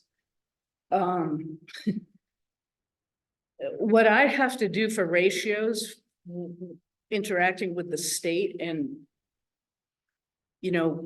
how they look at where our assessments are, have to do with sales versus assessment, not, you talk to a broker, you're talking listing values, whatever, you could be all over the place. So, yeah, I had questions like what you're talking about, market value, how you did your tax ratio. You definitely used outliers because that, in fact, the example you used on Tamrocks, I had to give that woman an abatement because the house that the plan submitted, they actually built a smaller house than what was built. So I had to go back and remeasure, and that's why that one had such a high ratio. Because those, believe me, those $800,000 houses are coming in. I'm lucky if the assessment's coming in at 400,000 right now with our cost tables. The other thing I caution is you're mixing taxes with assessment value. As an assessor, I don't talk taxes. You have a lot of things, especially last year, when you're looking at single family homes. People can have exemptions. Last year, there was a stabilization program where a lot of people had their taxes frozen. Luckily, that is gone, but there are some people that had absolutely no increase last year if they qualified for that program. So when you're talking taxes, it can be really skewed. You got to stick to assessment.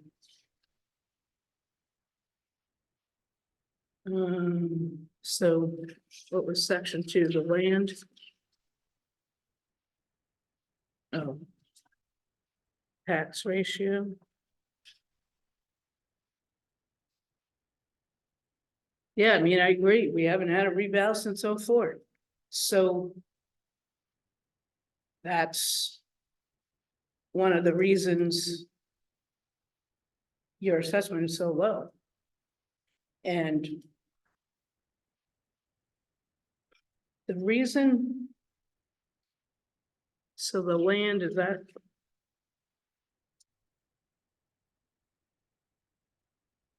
So section 2 is just tax ratio, right? Yeah, so I guess I've kind of addressed where some of your samples were inappropriate, and it's.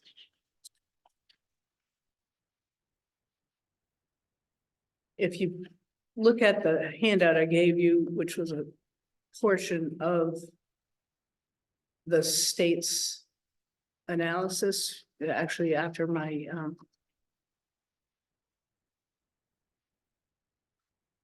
I have to do a sales ratio analysis every year, and they extract the information so that they can equalize.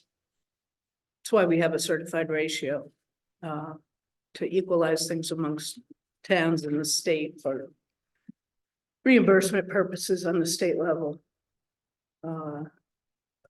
So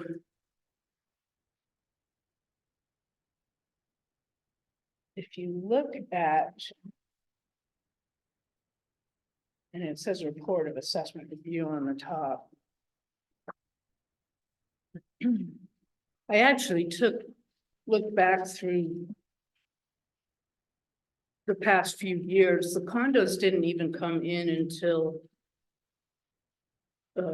we never had obviously enough condo sales to have a separate condo study, which you can see in this one. And well, they call it, it's really the year that the state calls the valuation is based on 2 years prior analysis. So if you look at July, the sales period, July 21 to June 22, is how they come up with the projected 2024 values. And if you look, residential study, average ratio for residential is 62, condominiums 70. The prior year, residential was 70, condominium was 80. They both fell about 10%. And I look back every year since the condo study's been on, that's exactly the way it's been. On the second page of that state valuation analysis, you can see that the different categories are broken out. This is, they do a combined study ratio to, you know, there's a lot, like I said, there's a lot of different ratios, but just to show you that you can't compare single-family home ratios to the condo ratios. But what I found is they, you know, this market, I can't control the market, and all you can do is analyze it after the fact. And so when a reval is done, new cost tables will be set up based on appropriate sales at that time. And all I can do with is keep things without adjusting total land tables across the town, which the only reason the land tables have been adjusted in the condos is because this is a project that's under construction. The only thing that I am looking at are that I'm adjusting anything are things that are under construction. I've got land splits, new subdivisions, and what makes up the land in this condo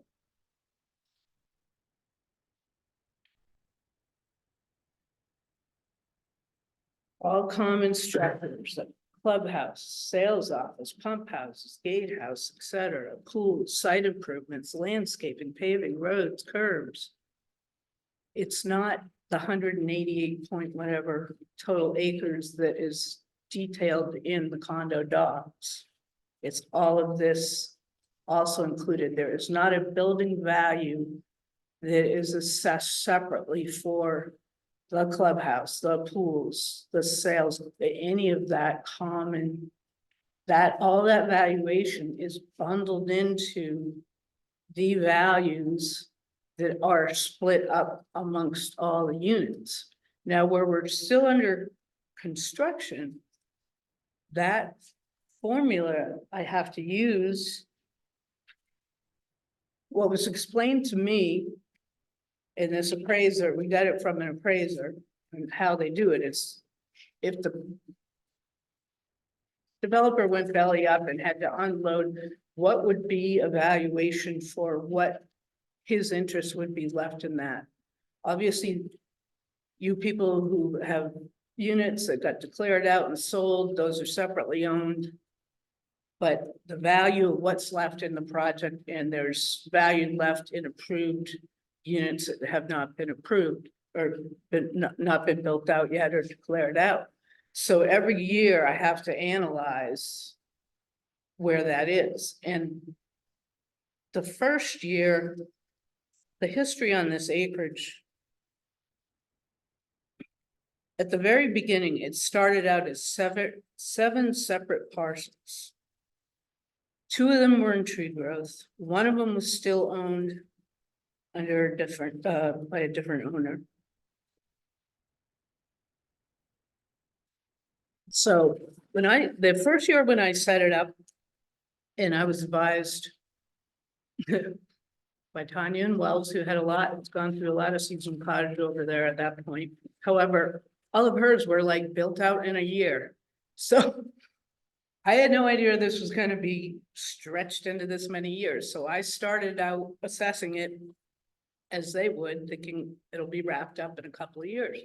Well, the way, when you have a finished project, is you take the total acreage, divide it out by the number of units. Well, the thing is, the number of units has changed every year. There's, we're up to the 63rd condo, amendment to the condo docs now. And this part of the land that you're caught up on, the major parcel is map 15, lot 13. And that's 5 of the parcels that started out. I was able to bundle those in by a deed. There were 2 other parcels that don't even abut the project that I don't think the buyer or the seller even knew they were there. I read the deed and I said, hey, what about this map 10, lot 10? I didn't even know we had that. It's one of those incredible shrinking parcels that nobody even knows what it is, just got thrown in the pile, but it was sold to them by Troy Parker. Then there's another spaghetti lot that doesn't connect to the parcel, and that was thrown in with something else too. So do you want me to take that acreage and bundle that in and divide it out and give you guys an acreage figure like that?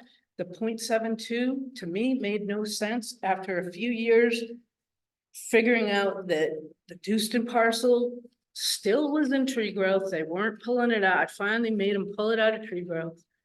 And it did not even get conveyed to the project from Dewston until, geez, just, I don't know, 3 years ago, maybe.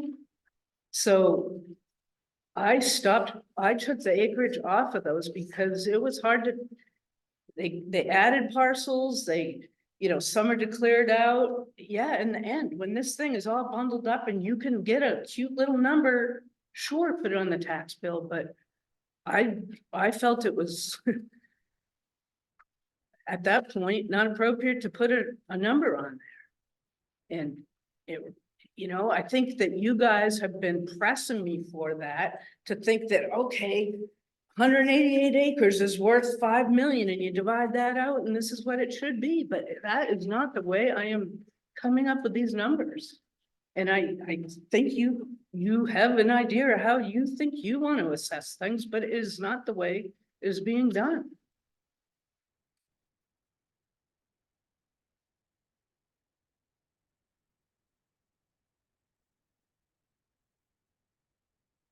So, I tried to explain that to you the first time your wife and Danielle came in unannounced, and I spent 2 hours.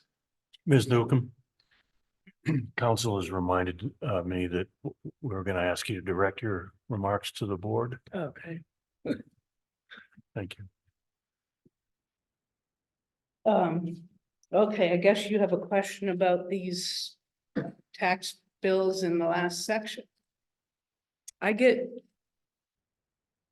spreadsheets from Ryan, who is the supervisor of all the construction there. He works for the developer. And I asked him for, he has spreadsheets showing the percent complete and all of the units. So last April 1, which is the period that we're basing everything on, that last section, I guess you said there's 19 bills. I hadn't counted them, but those are ones that had either the site development had started or the foundation or slab. So they basically, these are put down, they've got plumbing and piping and stuff, and it's a slab. So I put like 2% construction complete at that point to create the bills. If you read in that appraisal guide on how you in the main condo laws that you can create a separate bill. Even though it hasn't been declared out yet. So it's in the developer's name. As you can see, I think this pile that he copied here, they all go to the developer and they have no land value because they're not developed out. Their land value is that in that portion of percentage of approved lots on undeveloped or developed land, there's, a different percentage you apply. So all of these 19 have no land value and just a small building value. And it makes it a heck of a lot easier when they're calling up when they close on them that these already exist. And yes, they are labeled map 15 lot 13 dash whatever unit number 236. That does not do anything to an individual condo bill that already exists. This nomenclature, I kind of went back and forth with it because these are on the last parcel was map 11 lot 9 that I have not been able to combine in yet. That was the one that was in Dewson's name until a couple of years ago, prior in tree growth. Rumors had it. They might donate to, it's referred to as addable land in the original condo doc. And since the developer and his wife have both passed away, I think they're not going forward with that. I just got April 2nd, the 63rd amendment got recorded. So April 2nd means I can't add it in this year. It's going to be next year. So they finally delineated. So basically the land under these last parcels in that phase are being added in to the project, and the remainder is still separate. I don't know if they've when or what they're addressing that.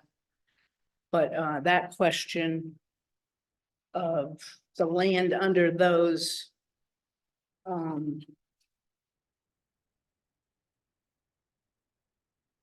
because those were declared out there, well, not declared out yet, but they are part of the original condo docs, which I have referred to map 15 lot 13.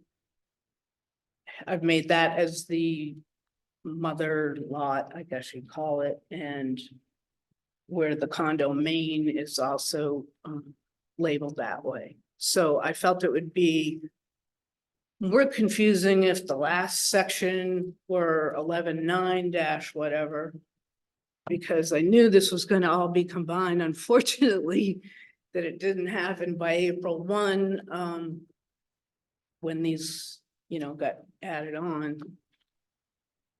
So it doesn't, the physical amount of acreage is kind of the smallest piece of the valuation in this land value that is being split up amongst all the units. And that's because it's a condo Yeah, with amenities on the commonly held areas. right.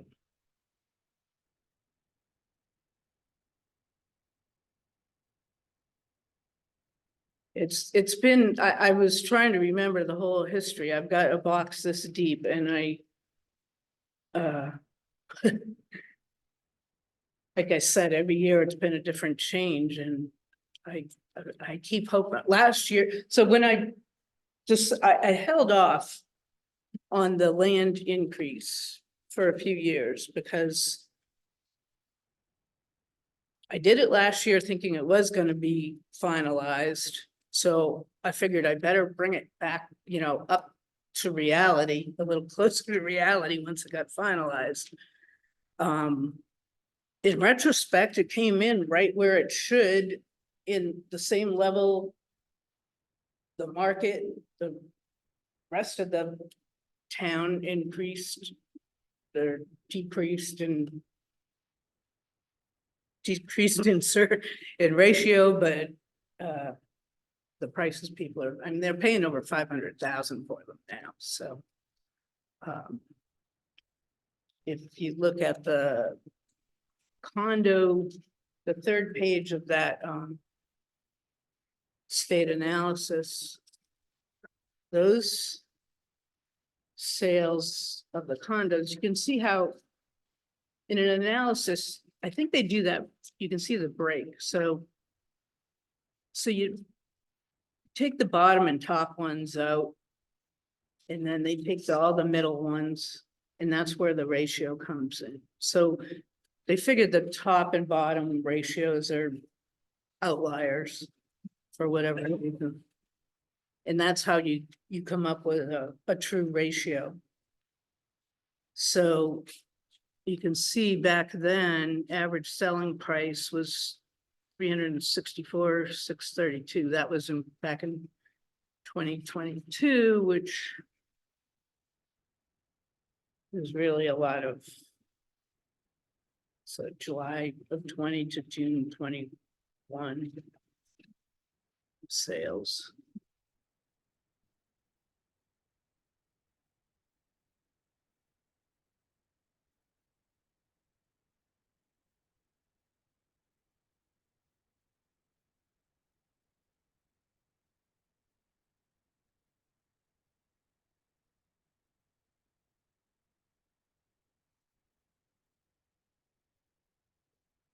So yeah, when you look at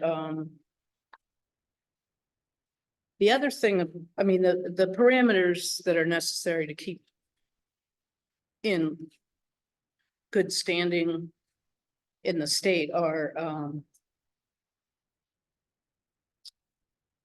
so the 70, you don't want to be below 70%. It's not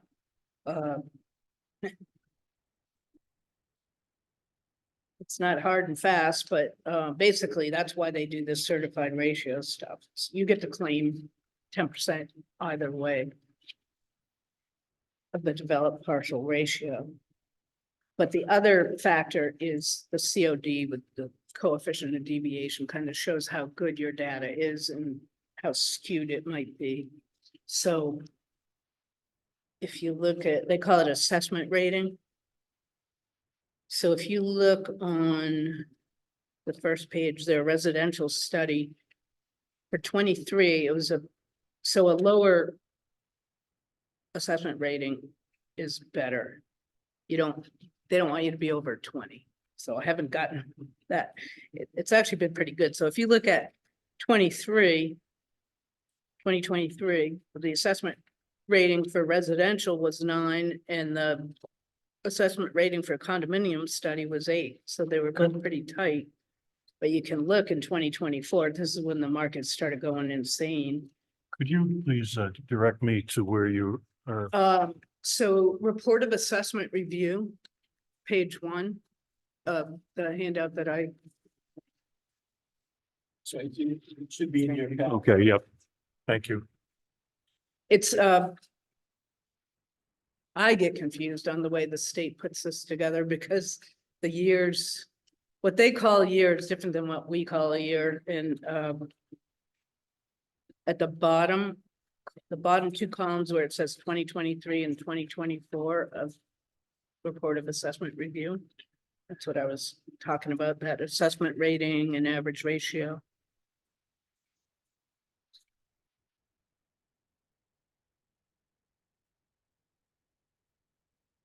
So you can see like from 23 to 24, the residential study dropped from 70 to 62 on average ratio. Condo studies went from 80 down to 70.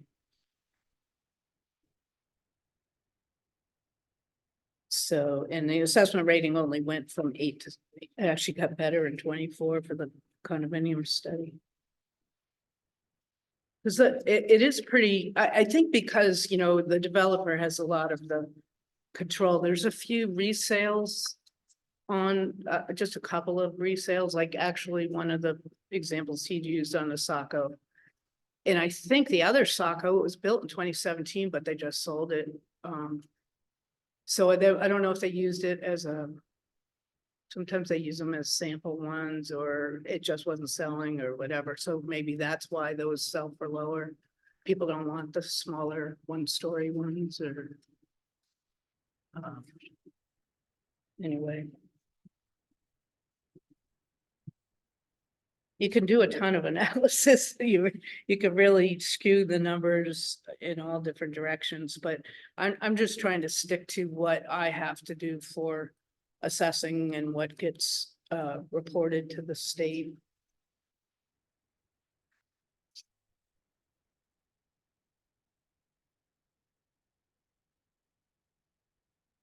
Would you like to, would you be able to give us a succinct summary directed to each of Mr. Wood's points as he did?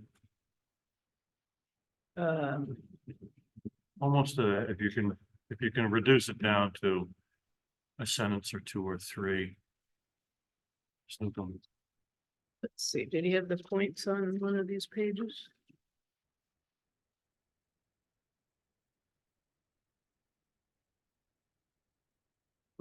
So.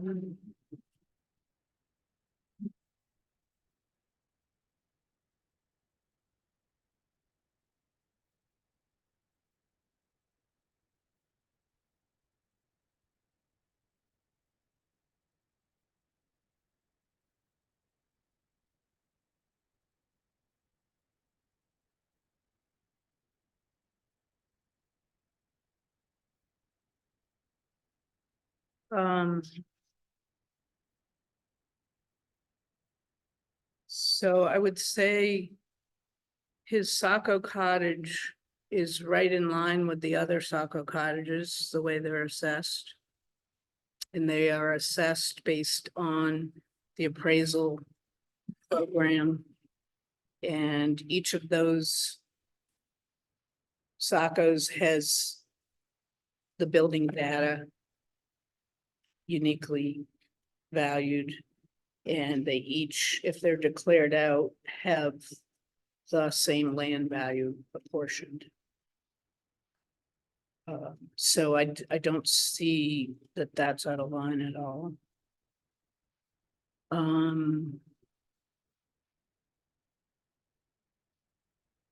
The higher tax ratio, because it's a newer sale, is not. I don't think that's scientifically, I wouldn't say that. It's a higher ratio because it is a condo and of greater quality than older construction. So that may be a reason, part of the reason the ratio is higher. It's, there are a lot of things going into this. This projects had a lot of, every year, more things keep getting added. Originally, it was gonna be dirt paths with golf carts. So yeah, the roads got added and then sheds and, right, the base value.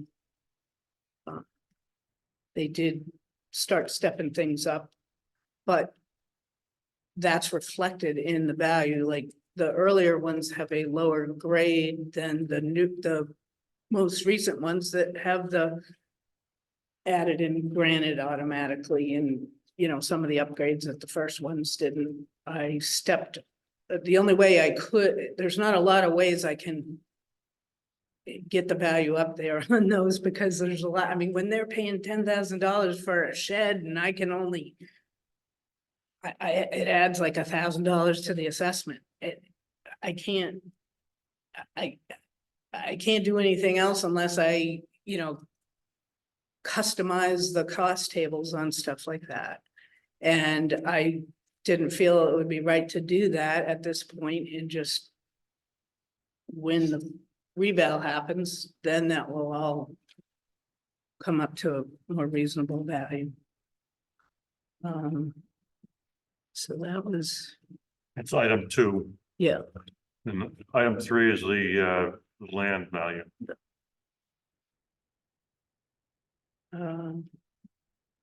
yeah, so the land value.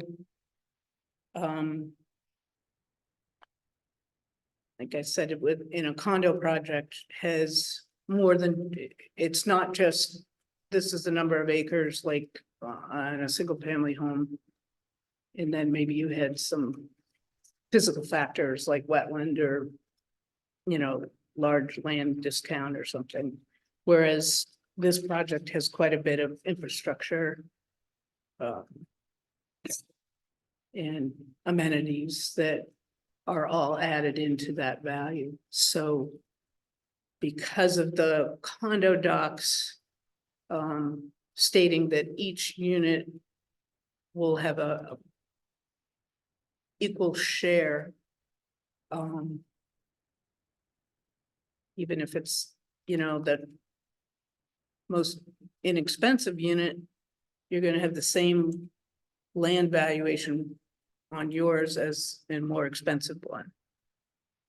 Even though you'd think, okay, they have more land, I mean, the landscaping, I don't know, I didn't even know they had water, irrigation, to tell you the truth. So like I say, I'm not adding that value under a building value. That is all enveloped into that land valuation.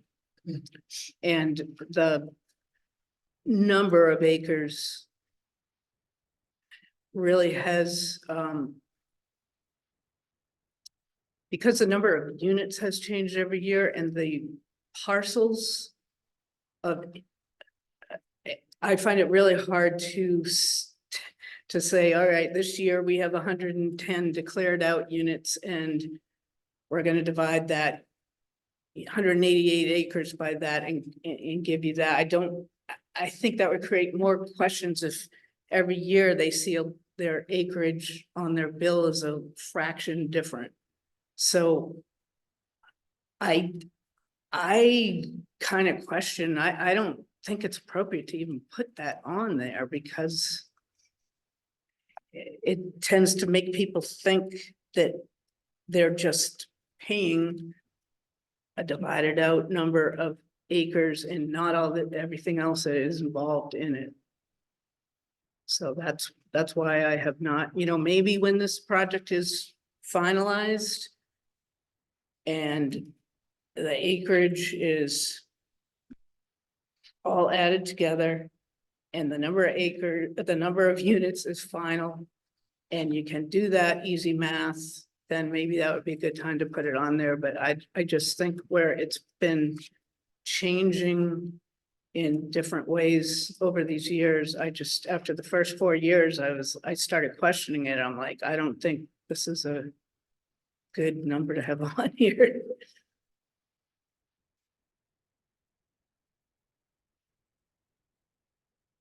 Thank you.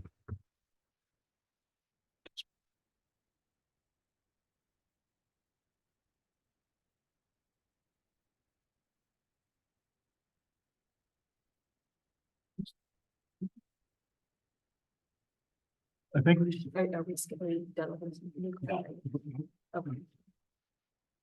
You, I just had a yes, question. yeah, great. Let's do that. Thank you, Amy. Sure. Ms. Newcomer, maybe I missed it in the record, but how many units are in this condominium? Initially, 263 were approved. Okay.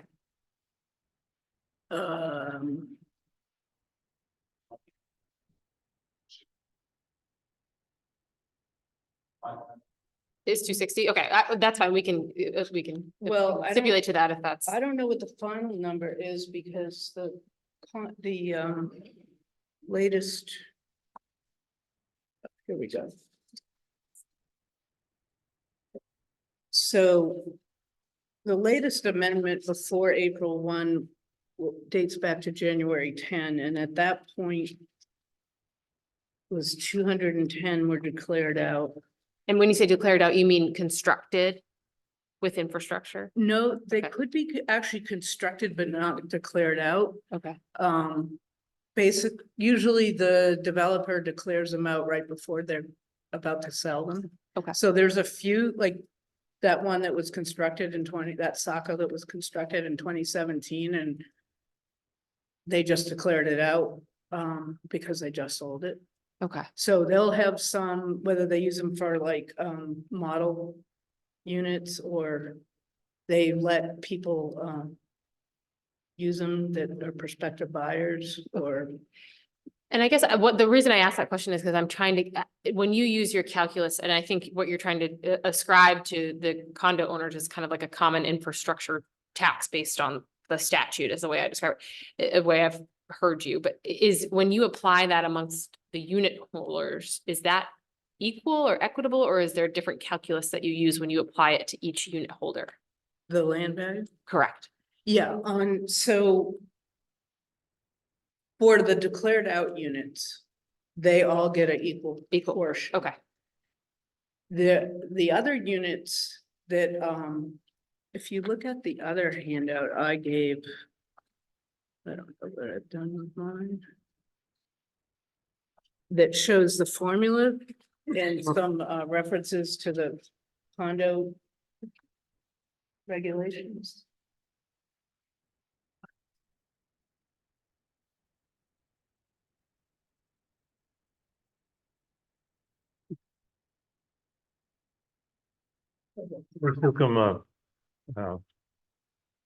You've used a phraseology declared out. By that, just so the record's cleared, by that, do you mean that the developer has determined to inject a particular unit or units and subject it to the condominium? What do you mean by that phrase?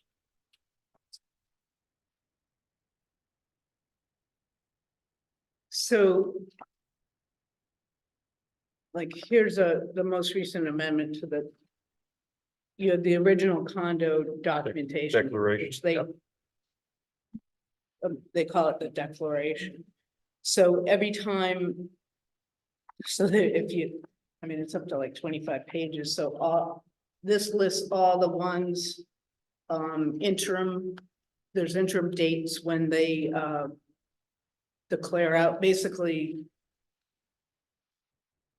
At the end of each, like, these are all the unit numbers and.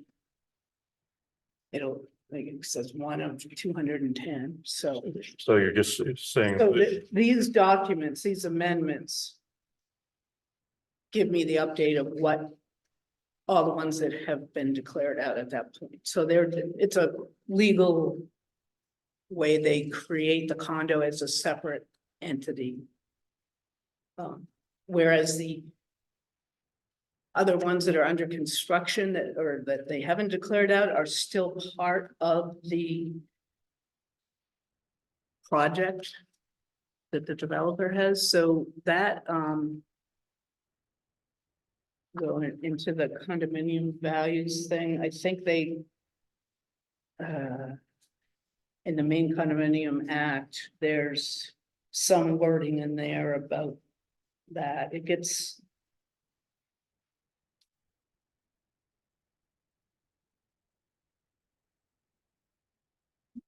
Because the separate titles and taxation, this is where, yeah, see, if there is any unit owner other than a declarant, each unit which has been created together with its pertinent interest constitutes for all purposes a separate parcel of real estate. So this is kind of getting to the declarant thing.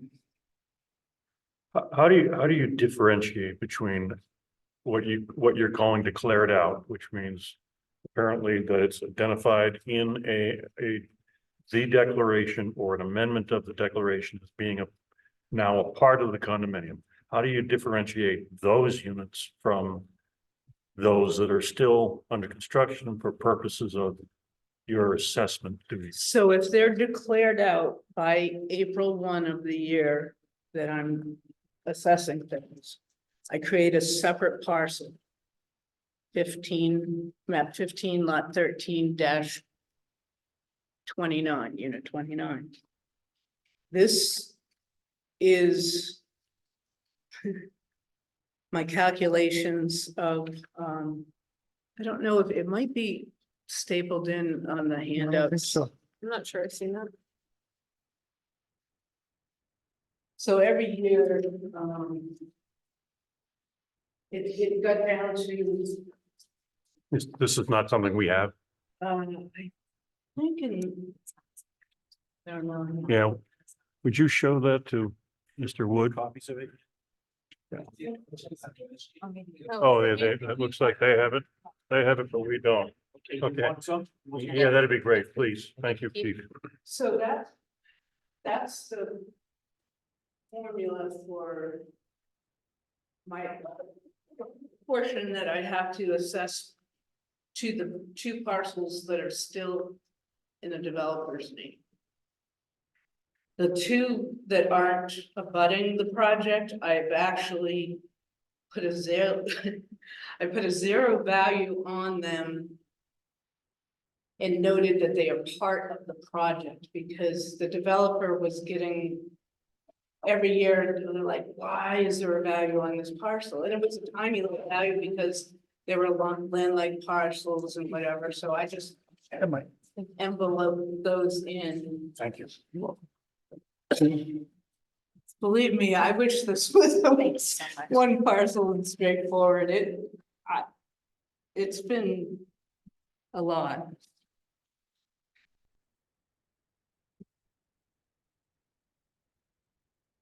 So as of April 1/23, so I put that base value up there.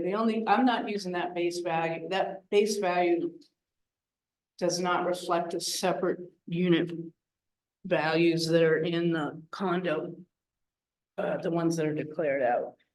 That was to pump into this formula, which needed to be put onto the remainder for the developer in case, like I said, say he sold it halfway through. I mean, that's what you need to put some kind of value on. I mean, there's still value in that they still have all of these that have been approved to build, and some of them are in construction and like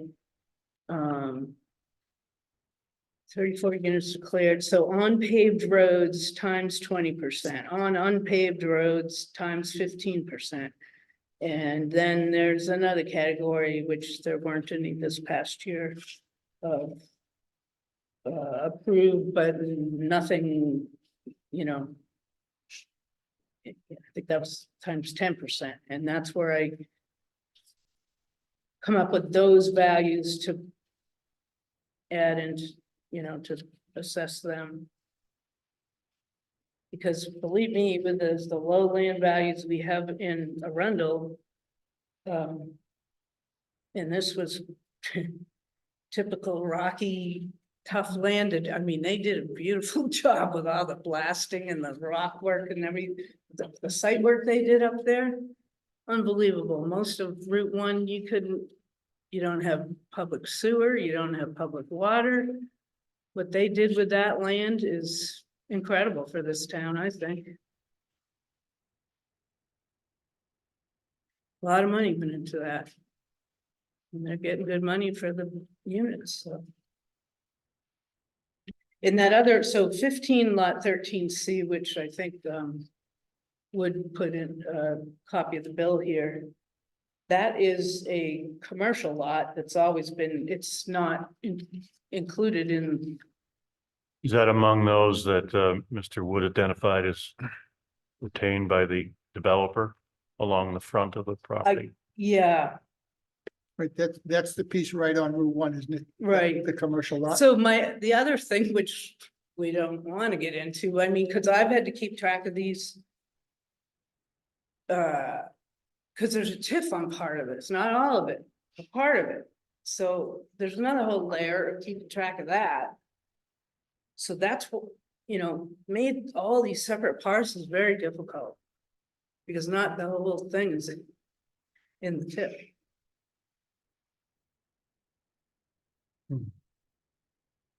I don't know what wrinkle hasn't come into this project yet.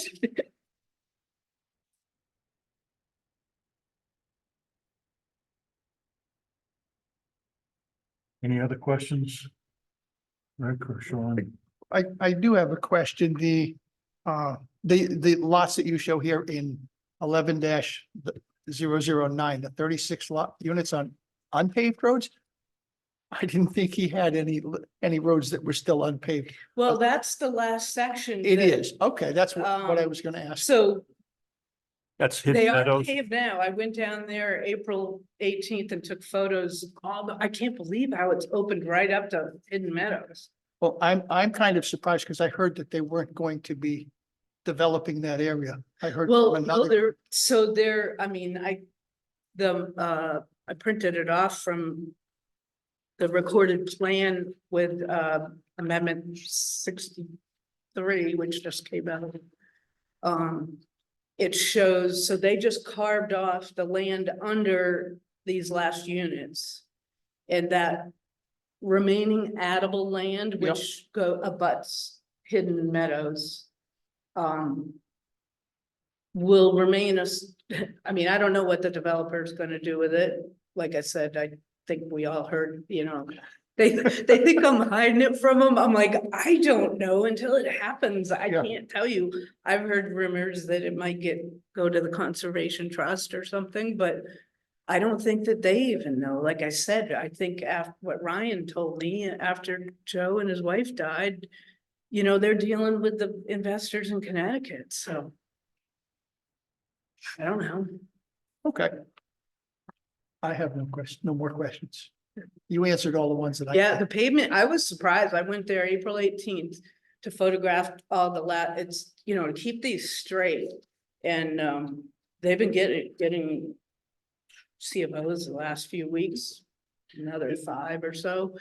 And I just looked online, there's several that have been sold after April 1s. It's Takes a the, while to get them, but is the Hidden Meadows portion of this project, is that under distinct ownership? that was a subdivision that Houston created. Off the mountain road. Yeah, and It's not related to this at all. Not at all. no. Right. No, so the piece, that last piece. 11-9. Was part of.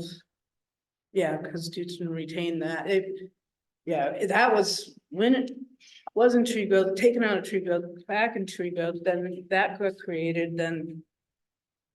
I know that Joe, they kept saying they were hung up on like, well, we're gonna put it in open space because. You can get away with not paying a withdrawal penalty if you. If you have something in tree growth, you can slide it into open space without paying the withdrawal penalty. But I said to him, I said, look, I think when you had this project approved. This is in the middle of a development. I don't see how you can say that. You're putting it into open space because it wasn't, the land, it didn't, anyway, they had to pull that out of tree growth. And that's the last piece, and I don't know what they're gonna do with it, but I just know, I think, in talking to Ryan, and that's all the communication I get is, I think that this addable land is gonna, they're trying to button it up because they had to, hand over the committee to the people at this point, I think. Condo Association. Okay, any other questions? I just had one, and this is just going back to the, and I apologize, all of this is, mostly new information to me, so I'm sorry if you covered this already. But, in terms of the $44,000 increase in assessed land value from 23 to 24, I heard you say that you had been trying to like hold off on having to do that increase, but the summary is that increase is because of the increased total value of the resort that's been accruing for years and is now being reflected. Is that correct? Yeah, I mean, I looked at the history, I actually lowered the land value at one point when they had added so many units. That kind of like the addition to infrastructure. The number of units outpaced that, so I didn't get any questions when I lowered that, but. So I lowered it at one point, so, and I kept it there, so. It went from 240,300 down to 228,300 in 21. So 21, 22, 23. It kept the lower, and then it wasn't until 24 that I did an increase. So it seemed like a big increase because I kind of held off on kind of in a way because I knew that the market was, that we were out of whack, and I was hoping that things would start to level out. But I just felt like last year it was just getting too far out of whack, and the amount of infrastructure that had been added, and I hadn't reflected it, and the number of units and everything, that I really had to make an adjustment last year. And it should all even out once this, when you get some good building values in there, like, I mean, 116,000 for a building value, it's gotta be 3 times that now, at least. So your land portion's gonna go down, and either that, or, I mean, if they keep, I mean, I don't know, I haven't seen the prices come down at all, I just keep seeing them going up. So that's where you get into appraiser. I talked to appraisers because they were calling me all about these new condos that they've created. So I said, hey, how are you? And I had one guy go, oh, he goes, yeah, I've done a lot of appraisals for those cottages. He goes, people are just throwing money at those. He goes, I can't even touch those. He goes, I wouldn't even, you don't even want to use those. But then he showed me comps. So you have to take comps out of it in another town if you don't have them within the town. So that's what's tough when you're first setting something up new that you never had in a town. But that's why, like, I turned to Wells and, the assessor there who had been through a lot of seasonal cottages. And basically, she helped me out with how to set these up and how she had gone through them. And it's just that the formula is getting a little long in the tooth when it's been this many years and the market's just really gone straight up, so. But my task was to keep it all, equitable, and I had to keep that land value portioned equally to all the units. So it does look really out of whack where your building values are lower than your land values, but I think that'll flip once the reval's done. Thank you. Anything else? Okay. I think what we'd do is would offer you a very, a brief opportunity to give a succinct response to Ms. Newcomb's remarks tonight, if you would. I did want to go back to, this Richard, the same question about the, appraisal, and in my package that I gave you, look at the table, there's a power ratio, the tax ratio for 6 range of money in the primary. The town pays that 274.9 is the high value property. In that property, that's all it said. That's why I'm concerned about. That's not true. Actually, I did not. oh, that's the way we get to my. So that's why I'm concerned about that. The, and the way that mass appraisal is done, the same, that I talked about also using that 370.49, which is a more expensive home, rather than going back to comps that are 3 months, I gave the same deal. That's that, also explained. I think the houses have a lot more food and the amenities of the questions. So that's just a question, and that's still a question. And then we'll get into the ratio. We did the page that has the current ratios on, both of them all for many properties. As I said, if you go back, you can look at it, so public information. We did get a realtor that gave us a market value at the time that the factors were done, the fact that it was done. So that is actually. Sorry. That is.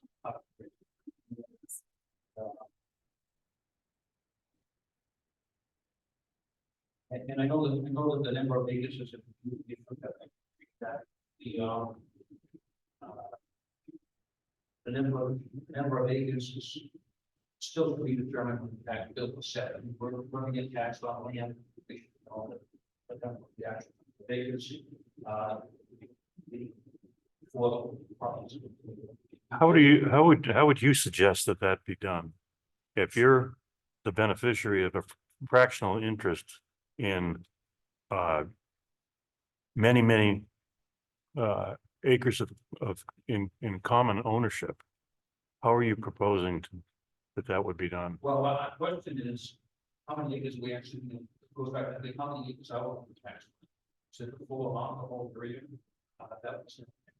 But the go back to the question about the infrastructure, the infrastructure is already there. The clubhouse has been there for that because the pools are in place, the road is in place, except for that last section that was just paved recently. That's all the infrastructure is in place. So that it didn't make a lot of sense for us when people started saying, well, the land value is going up into the infrastructure. Infrastructure stayed the same. They did put in water and sewer to the houses. There's 26 houses and 5 acres. I think it's 37 houses. Those are the last 2 sections. But the rest of the infrastructure, the whole facility, been for years. So you're right. The fractional ownership that I have, that should be my question. Why is infrastructure? Seems to me, that the assessor responded to that by saying, well, this hadn't been done for some number of years and it was time to catch up. I did question that also. The catch up feature. I mean, our land was increased by 44,000. Each lot was increased by $44,000, and I had $770 to my tax bill. At the same time, back up a little bit, we didn't go back. Not go back to all the other parts of the land. The land also went that everybody's land. How much common area did those parcels have?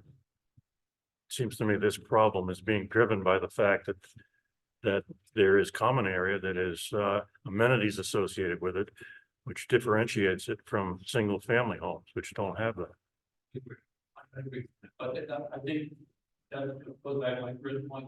The infrastructure has been in place for it's not like we had a clubhouse down the street. The clubhouse already there. The pool was already close. The major, let me say this way, major value of the infrastructure. They are having some flooding water.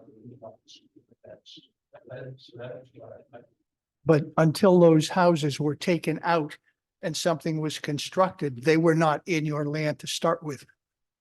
And over the past couple of years, I don't know how many houses they've built up there, but all of those have now been added in along with the land that goes with them. So that's where you're seeing part of that increase. And Beth just hasn't put it in there. The work may have been done, but I don't think she's saying that the land was not in there until it gets, what was it, put out? What was that term?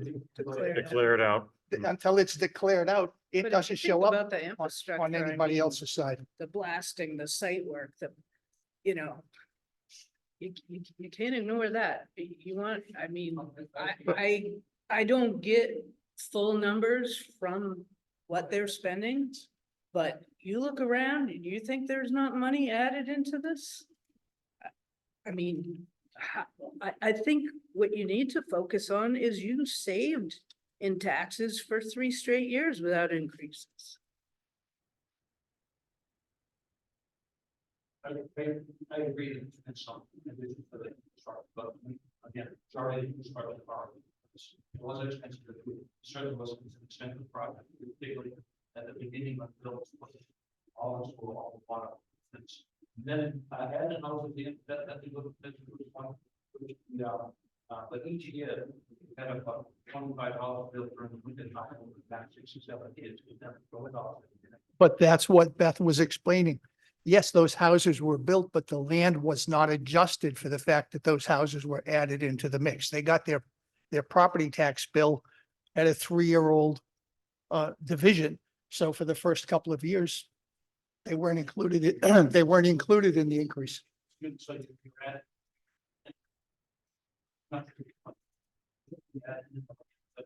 Yes, And I agree with you, but the land is already there, look back at the tax bills from 2020, for instance, based on 180, that's the 0.72 acres still wrong.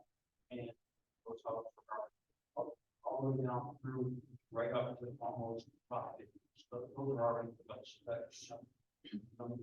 no, that's, The land is already, was given up, and they did a form, it was not like excessive, it was a land value on the tax bill, now that's gone away, so now it's a hidden item, so I think. So, one thing that I'm wondering about is, I mean, this is a straight across valuation of the land associated with each unit, right? We're not differentiating from, number 12 on the lane from number 10 on the lane based on how much land is associated with it in the immediate curtilage of the structure itself. No, there's not, And is that, nobody had, it's not like, oh, I have 0.72 and I'm gonna survey it out here and don't step over my blade of grass. okay, And that's why, to me, that, whether it's 0.72 or 0.78 or 0.95, that does not change my valuation. yeah, so, each unit is going to have the same assessed land value, right? Yes, Which seems fair to me. If they're all sharing the amenities in the same way, which they are, right? Okay, you may have a larger percentage or not. But everybody's got same access. But if I'm living in number 12 and the curtilage associated with my structure is twice the size as my neighbor in 10. Why shouldn't I be assessed higher? I have to go by it's their condominium documents, their declaration, that's what I go by. If they, I don't know, there may be, I don't have a lot of history with dealing with condos, but maybe there are condos out there that say, all right, the Acadia, which is the big unit, they're gonna pay 1.25 of the portion, whereas the Saco will only pay 1. And, the Birch will pay 1.5. I don't know. I just know what I have to go by is the recorded documents for this condo association, which specify that each of them share an equal portion. You're looking at the percentage. And the footprints of these are not very different. They were limited to, I think, 1,000 square foot footprint. So percentage of interest in the condominium is what you're looking at, and it is irrelevant to you how much individual grass, area around the structure that they may have. Exactly. Okay, and is that? Why is it that, it's necessarily excluded from consideration?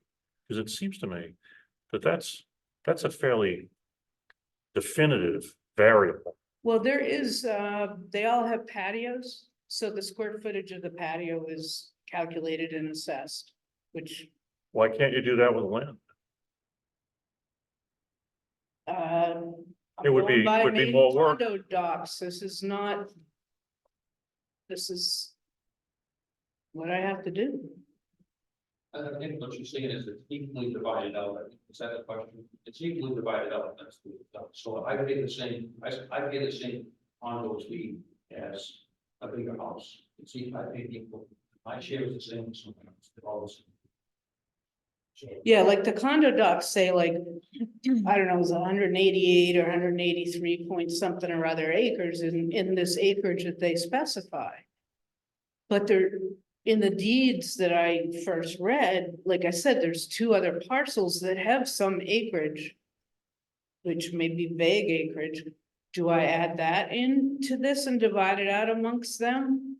Because they can't even get to those parcels. You know, I started questioning this myself. That's why I didn't think it was a good idea to put. That 0.72 on there. I could put it back on there. But I think since they've added more units since or whatever, I'd have to read 25 pages, read through every amendment again and figure out, or just keep it to the 72, which was the initial numbers that they started with. I just don't think it's a real number, so I didn't like it on there. I don't think it's necessary. Cause you'll have guys like, you'll have some people, will go out and measure, and want to block off their neighbor. I feel like if you start getting into that kind of detail, I don't know. Okay, we got off onto that discussion. I think you were. Yeah, those are just a couple of ones that I probably was playing the value of the house. I think that we kind of just. Look at the information I provided, I think put that over again, and the way the net assessment of houses arrived at based on a new house, which should be based on a comparable house, which is a pretty example. But recommending the land value, I agree with that, very, it's very difficult to put a number on it, but I think when you're recently the land tax that much. But everything, everything else, that private, they get to go. You got more problems. We can consider. Does the board have any questions of either the appellant or the appellee? I guess just a clarification because I'm not as familiar with this development, but you know, in the previous 6 years, like since 2019, I mean, I assume if there's still 36 units that are or sorry, 34 units that haven't been declared out, that like there's been continuous just construction and development and over that time. So it would make sense to me that like that would explain the accrued increase in land value that's just finally being taken into account. Is that? Yeah, so, this developer's number goes down as the units are declared out. And then you have the separate bills to those declared out units, which are now ownership on their own. And so it's kind of a sliding thing. So when they finish this, they'll be 1513 will not have a value on it anymore, or 11.9. Well, the remainder of 11.9, depending on what they do with that, because that is not in the original condo docs. That's considered addable land. So if they're not adding it, I don't know what's gonna happen with that. Like I said, I have to wait until whatever's recorded and even this portion of land that they carved off, it's under the last units, did not get added in until after this April 1. So I have to look at that for this upcoming assessment and figure out how to do that this year. So maybe April 1 of 25, maybe it'll all be buttoned up. I don't know. Okay, That's a good point, stuff, then, what completed, you asked that, but it is 260, I got the information that they came up with it in the last 6 months. So 260 units total, there's 210 that are stolen by 500 today. So there's about 50 units, they're all up, but there's more. This is that bill back for. I appreciate it. Thank you very much for spending a lot on. Appreciate your time. thank you. So at this point, I think I would ask the Woods that to confirm that they have had an opportunity to fully present your appeal and to have access to and review whatever materials that have been provided by Ms. Newcomb. Yes. Yes, and also confirming that Ms. Newcomb, you have had the opportunity to be fully heard and to appreciate and review the materials provided this evening by Mr. and Mrs. Wood. I don't know if he really hears everything I say, but Well, what I'm referring to is your opportunity to review the Woods materials here presented this evening and to be heard in response to the presentation by the Woods. so If that's the case, then I think we would declare the record closed. You'll take another advisement and we'll get a decision. I think the answer to that question is yes. I think we're going to look for some guidance to council on that. There's a lot to digest here, and I think we want to do a good job and make sure that we have an opportunity to consider these materials, consider your remarks tonight, and fully discuss it among us so that we can reach a right decision. So that said, record closed. Feel that? Yeah, would you? Sure. So we've had the hearing. Oftentimes at the end of the hearing, if it's not 10 o'clock at night and people are fresh and able, the board will proceed to deliberate so that there's a sense of, where the board is going. Then council, usually my role, I will be asked to draft findings and conclusions. It's not my decision at all. It's just based on what I've heard. It's a draft for discussion purposes. The board will take it up and review it and make whatever revisions they think are necessary. I encourage everybody to review and make those revisions. But usually those are drafted when I have the benefit of hearing what the board members are actually thinking. We haven't had that opportunity. So I think at this point, what the board needs to decide is if they want to continue and get into deliberations, or if, given the hour and the volume of materials, that, it might be better to do that at another time.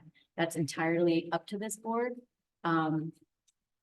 I would say that no votes should be taken, because if that is the case, then we have the time starts ticking for issuing a written decision. I think that that's probably not feasible given where we are. But I think right now what the board needs to decide is if they want to continue on and deliberate on the various issues this evening, or if they would like to adjourn to a date certain and take it up at another time. I think we can take it up at some other time, but I think we should poll the board to find out where the board stands. I think it's hard to do Yeah. that, Rich, before you actually have a deliberation and conversation about the various legal. You have obviously never been to a planning board meeting. That's right. Sounds like it. Yeah, okay. Well, Amy, what's your feeling? I mean, I'm happy to deliberate, but I know it's 9 o'clock at night. I'm sympathetic to that, so. Sean? Same, yes. I mean, I would deliberate, but, I was a little different, so I would just, I know the regulation, show 20 days, so what you're saying is, when you start deliberations, that, after that meeting. 20 days. Yeah, I mean, After the That's all I vote, want. after the vote following yeah, and deliberations. I'll look at, let me just look That's all. at the That's all. provisions quickly, but That is one. yeah, no, that, I think it's important for this board to just decide if they want to deliberate tonight or if they're able, yeah. My feeling about it is this, we got a lot of materials here. And I want to go back and look at the rules to which we're subject, and we have to make our decisions, what we're supposed to be doing. It's not just the materials from the presenters here tonight. So I think we should do that. That gives us an opportunity to individually review things, read them, because we just didn't get them tonight, a lot of the stuff. And we haven't read it cover to cover yet. We just sort of parsed through it during the course of Mr. Wood's presentation. So I think that would be a better way to proceed, I think, and then go into a deliberation fresh, better informed, and ready to do it. Works for me. Okay, so, and I'm sure Mr. and Mrs. Wood want to know that the process is gonna be moving forward promptly. So, do we concur with that approach? I do. yes. Yes, okay. So let's nail down a date certain then for our deliberations to get underway.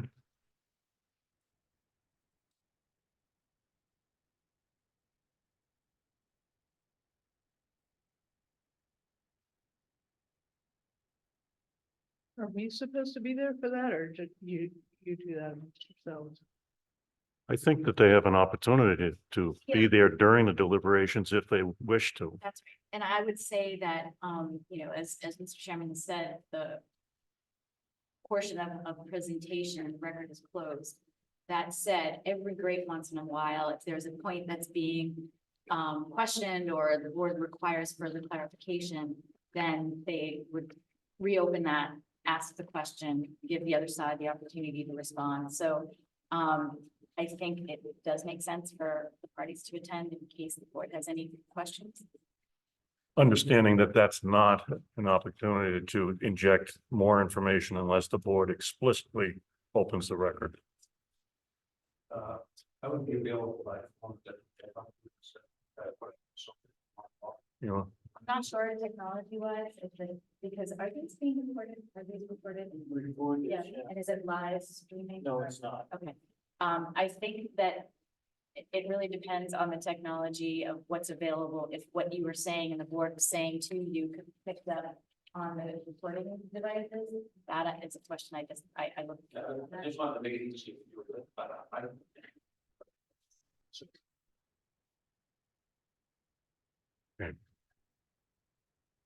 all right, then. What do we have for an array of available dates for this?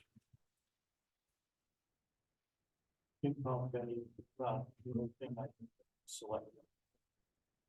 Fine. It's like.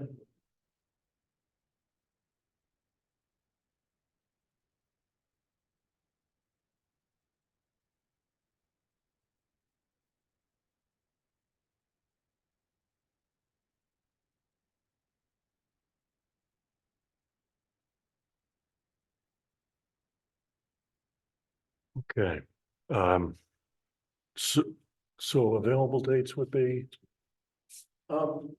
Again, the select board meets the second and fourth Mondays of the month. So those dates would be taken. I have an annual town meeting that's gonna be on June 11th to 12th. By June 15th, the assessor is on medical leave. She will not be available after that date. We have her due 14. Okay, stand corrected.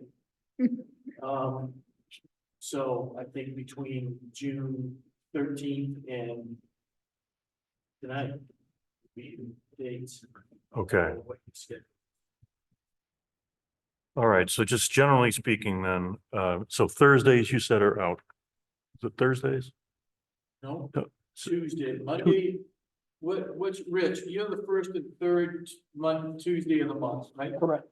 So First and third. those are the only dates that are really confirmed for any board meeting. Everything else can be bounced. So. Second and fourth Mondays of the month, and then first and third Tuesdays of the month are taken.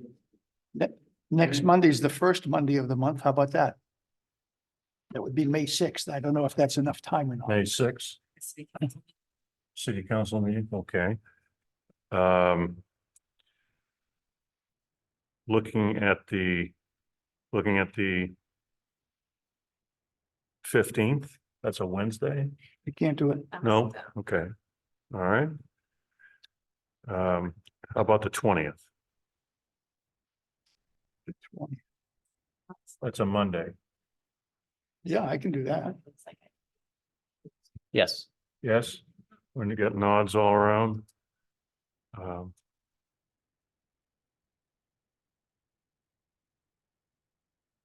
Okay, Monday, May 20. Okay, That I'm giving, so. you're giving it, okay. All right, does that bring us to?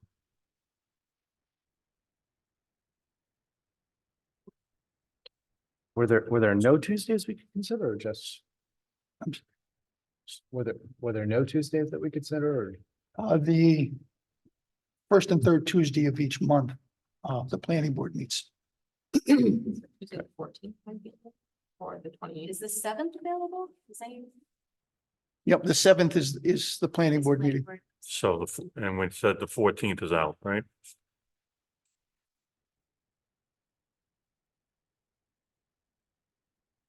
Sixteenth, are you on 16th?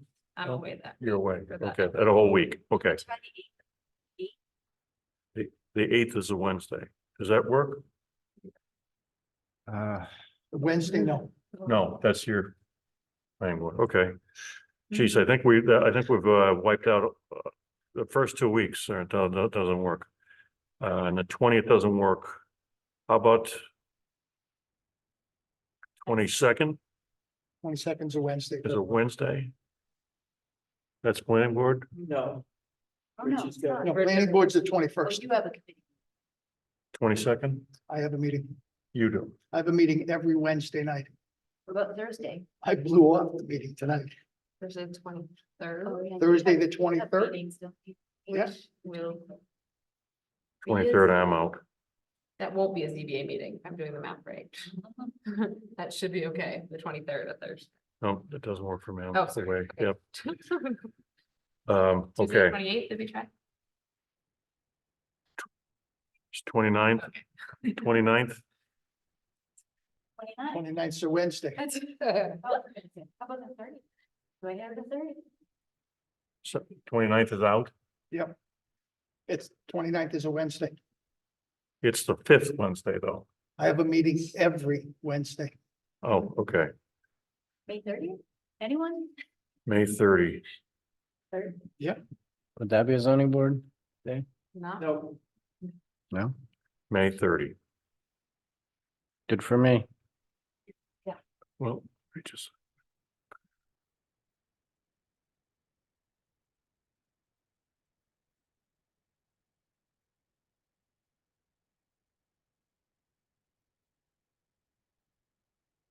Works for me. 7 again? May 30, 7 o'clock. Yep. that'll And can work. I ask, I said, I don't know if this works better for people, but if we could, is it feasible to do 6? Or is that just not workable for people's lives? When? 6 o'clock instead of 7? 6, because we might have some Sure, work to do. yeah, I don't care. 6, Yes. that's fine. It's easy for Beth and I, we're here all day. Yeah. Yeah. It's really hard. Might have to bring my dog next to Yeah. No objection here. Nice. So we're gonna go Thursday. Thursday, May 30th at 6.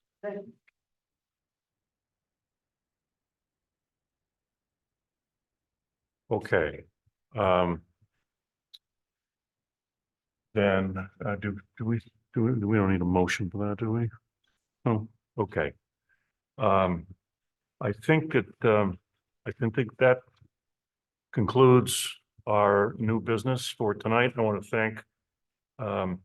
and Mrs. Wood for well-organized presentation. Thank you. And Ms. Newcomb, thank you also for the illuminating the board as you did.